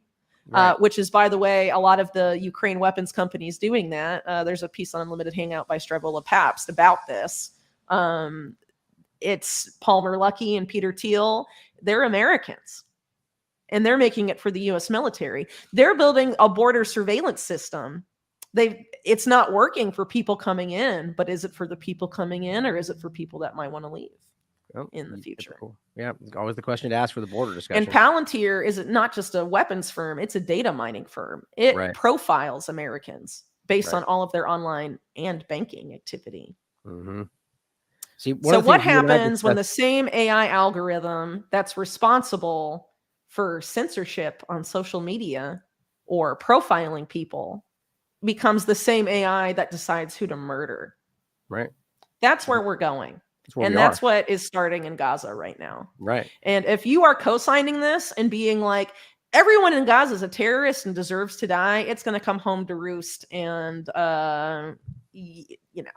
it's the censorship. Karma point. sucks, dude. Right. It's like claiming that I'm glad they got censored because they're terrible. And then it doesn't matter. I was going to make it somebody specifically name them, but then they later get censored and they go, oh, I'm being censored. It's like, well, yeah, there you go, man. It swung right back around, Yep. So what a great point that ultimately we end up in the situation. And even what they're saying about they voted for Hamas, therefore it's like, God, can't you guys see what you're paving right now? Like this very dangerous, slippery slope. And AI is even more dangerous than that, because the whole point of AI, in my opinion, is to give the global elite essentially what I would call a Wizard of Oz cover. Mhm. This is where I was Like, gonna go the with it. AI is super intelligent and so much smarter than us that we can't even question what it does, and AI can't explain itself to us. Right. Accountability. That's the point. There's no accountability. There's never going to be accountability with AI. You and I have had this conversation before, and we posed this thought a while ago about. I might have been around the time when Schmidt made that statement about how it's not soon in the future we're going to have to accept he that they know runs better. American AI national security policy. He runs it, and he's literally was named by Kissinger as his heir. So everyone's like, "Yay, Kissinger's dead." Well, pay attention to the guy that he passed the baton to, Eric Schmidt, ex-Google head, running national security AI. The point I made about Israel, specifically what they're doing with this AI system in Gaza, which is called it's called gospel is the translation. Habsora is the Hebrew word for the gospel. But so basically that I put forward the possibility that they are going to be at some point, it's going to come back. I agree. It's going to come back to where they're going to say, like, if this ever ends up becoming to a point where it's accountable and they go, well, right here, you can prove that you didn't kill only civilians. they're going to say, well, we just followed the AI, right? And like that will And the really AI happen. knows it's so smart. It's so much Right. smarter than well, this is why I think they're going to fake the singularity, because then they'll be like, that's it's what we talked about superior at the time. intelligence to Yeah. our intelligence. It can't explain itself, and we just had to do whatever it says. And Eric Schmidt and Henry Kissinger literally said that the outcome of this is either going to be the plebs rise against and overthrow the elites, which is obviously the outcome those guys don't want. Mhm. Duh. Or a new religion is made centered around AI. Creepy. Little How do you think technocracy it's for going to you. go? Why Yeah. is this thing called the gospel? I don't know. There's some weird stuff going on. Very creepy. Definitely go and read the Eric Schmidt Kissinger book on AI, The Age of AI and Our Human Future. It's very Orwellian. Basically, they tell you that AI is going to eventually control how you perceive reality, and that humans, by depending on AI for everything and technology for everything, by being dragged there, by being told how convenient everything is, that humans will lose the ability to perceive perceive reality without AI. Ugh. And won't be able to even understand what's happening to them. AI will act upon them. And that there will be two classes, the people AI acts upon and the people that maintain and program AI. What do you think the people like Sam Altman and Eric Schmidt and all of these guys, what class are they going to be in? And what class are you going to be in? It's their language already implies who's this going to is get some sort of bombed by the religious AI. mindset. Exactly. You know? Well, so back to the Yeah. point is that what you just described was what we discussed before, is that, okay, so is that going to be actually a sentient AI making choices we have to listen to, or the illusion of that, Well, where they actually are the ones pulling the strings? But even before Here- that, though, back to the point about the gospel part of it, or the system, is right now they're already creating this kind of lack of like you said, the Wizard of Oz kind of a thing, where that you're going to begin to see this, and I promise you it's going to roll out well past the Gaza situation, where these choices Totally. will be made, and it'll give them Way another past level Gaza. of lack of accountability, right? Where they Ukraine can- and Gaza are the start of what's to come.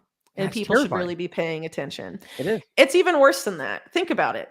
The 4IR stuff, the fourth industrial revolution, the move to electric vehicles. Even if you mine all of the cobalt, lithium, nickel in the world, you're only going to make enough electric vehicles for what? Like 1 billion people? How many people are on the planet? It's close to 9 billion, isn't it? Why do all these elites feel like there have to be way less people on the planet? Who do you think they're going to put in charge of deciding who gets to stay on the planet? It's going to be AI. AI is going to decide how to call the herd, guys. And that's what this stuff is. The gospel they're testing in Gaza is. That's what it is. 100%. Do you comply? Do you believe the narratives? Are you a good sheep? You know, or what kind of people do they want to keep around? That's what they're deciding. Well, I think so. There's no transparency into this gospel algorithm and who it decides to murder and who it decides to let live and whose house they decide to level and whose house they decide not to level. If I had to guess, I would say they want to leave behind only the Gazans that will comply with the new Gaza they want to build after the conflict ends. And if you don't think they're going to export that same model far outside of Gaza, you are super naive. No offense. Yeah. I think that's a good place to kind of put a pin in it. I think that it's obvious that this is unaccountable in every possible way, and it's only going to get worse unless we do something. And obviously that just drives us directly into the digital world and digital IDs and everything. But how do we stop this? Yeah, because the same people that you explain this to and they're like, that's bad, are the same people using ChatGPT every day. Exactly. Stop feeding this and get off of big tech immediately. Divest from big tech as fast as you can. Or you are feeding this. And if you believe in like karma and like the law of returns and cause and effect, if you are unwilling, because for matters of convenience, to get off of the same companies creating this that are going to bring this to where you live and endanger you and your family, you know, have a think about it. There are ways to continue using technology that do not depend on Microsoft, Google, Amazon, and OpenAI, or even Elon Musk. It's time to be completely hostile to the big tech billionaires. That includes the ones that have tried to psyop you into thinking they stand for freedom. Right. You know, I mean, this is the point we made to start to end on. And, you know, the idea that this is, it's obvious that this is all happening in a rapid succession, that they want you to think is for your best interest, that they're going to continue to pretend that you're making choices that help the planet, when in reality it's the exact opposite, or help your society. It's not about helping the planet. In order to create their like green future, they have to strip mine like everywhere. And that's going to pollute so much stuff. And it's not about that. I mean, it's always about like tricking people with like fake altruism or through fear. So it's either like, this faux, like we care about the environment, we care about the little people, we just want financial inclusion. That's why we need CBDCs and digital ID and all of this stuff. They either market it that way, or this is the only way we'll stop the terrorists. You're afraid of them. And, Right. So, I mean, it's either one or the other. And then if neither of those work, they want to get you hooked on the technology and dependent on them through convenience. Yep. And it's time to take responsibility and divest from their systems and that's the build important something part. new. And if we do not, we are fucked. Sorry. So At least those of us that choose not to do anything will be Right. fucked. It's like with Yeah. COVID-19 and different or the lockdowns and people that were like, Lockdowns were a we should taste. challenge the groups doing it, but I love my Starbucks, so I'm going to get that anyway. No, Yeah, it's time to start making choices, like we were saying in the beginning, that maybe it's detrimental to you in immediate point, but if it's something, we need to start making choices that are in the interest of the human species and not for your momentary benefit. That's where we need to go with all this.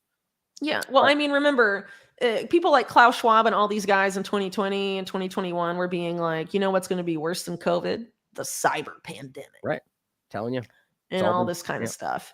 COVID was just a taste. And if you did not like being locked down, do something about it. You're running out of time. Sorry. But Exactly. I hate to be the bearer of bad news. Sorry if it's scary, but hopefully something will prompt you to do something about it, because just sitting there and continually putting stuff into ChatGPT and feeding their AI or Google's AI or Microsoft's AI, get off of those immediately. What are you doing? Right. Well, it's a good place to leave it. Thank you for joining today. I think it was an interesting conversation, and I think we should do this more often. I think that the overlap is always, you and I, whenever I have these conversations with you, it always, the way that these are supposed to work. Team, Ryan. Yeah, well, it brings me to new things that I hadn't considered before that are like, and I think that's so important, these conversations. So thank you for joining. And I think that anything you want to leave us with before we leave, anything upcoming or anything you want to shout out? Yeah, so I have on what we sort of touched on earlier about like stable coins, deposit tokens, all of that stuff. I have some important pieces coming out about that and how they tie back into the FTX scandal and other stuff like that. Upcoming, I've got some contributor pieces, some of which are related to Palestine, Israel, and plans to implement post-conflict technocracy in Gaza coming up. An upcoming piece on some private sector crypto industry players very involved in the CBDC stuff. And next year, I have some big Epstein reporting to break. So yeah, stuff coming down, but obviously a lot of it depends on my little man. So if you're in the habit of praying or sending good vibes, he still needs it. So, and also, for anyone that's in the audience that supports, my work directly, just want to say thank you for, keeping my journalism and project afloat while I was laid up with my little dude. Right. But he's going to pull through, it's not like it was a couple months ago where he might not. And it was up or down all the time, every day. Now it's like he's fine, but just got to have to figure out how to, definitely fix it for good, Yeah. Well, again, nice to have you here today. And it really is it's an amazing thing to see the community that we built, both in your community and the overlap of both. There's a lot of overlap, I think. Yeah. Well, there is. There's a lot of amazing people out there that have good hearts. They have empathy, compassion for people, that really care about helping. And, and that's what you're describing there. So it's really But nice those are the people I'm talking about when I say divest, because these are the people that know they need to do it. And if the good people come together and start doing what they need to do to build something different, we will win, at the end of the day. I agree. But people have to actually actively do something. We can't just sit back passively and wait for things to happen, because that's what they're counting on. Exactly. Yeah. We have to start actively doing stuff to fight against this. And it's not violence. It's about divesting and building something new. Right.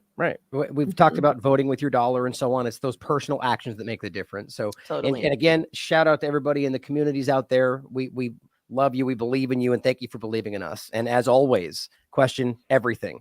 Come to your own conclusions. Stay vigilant. If you take away the Soviet Union, and its chief proxy, the PLO, international terrorism would collapse.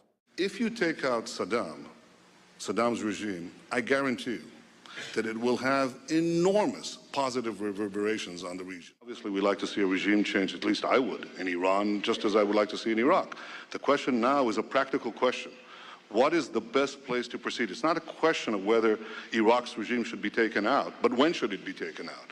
It's not a question of whether you'd like to see a regime change in Iran, but how do it... Are there any other nations that you would recommend that the United States launch preemptive attacks upon at this point? The answer is categorically yes. The two nations that are vying, competing with each other, who will be the first to achieve nuclear weapons, is Iraq and Iran. But a third nation, by the way, is Libya as well. Libya is trying very rapidly to build an atomic bomb capability. So you have here now three nations. All stand together to stop Iran's march of conquest, subjugation, and terror.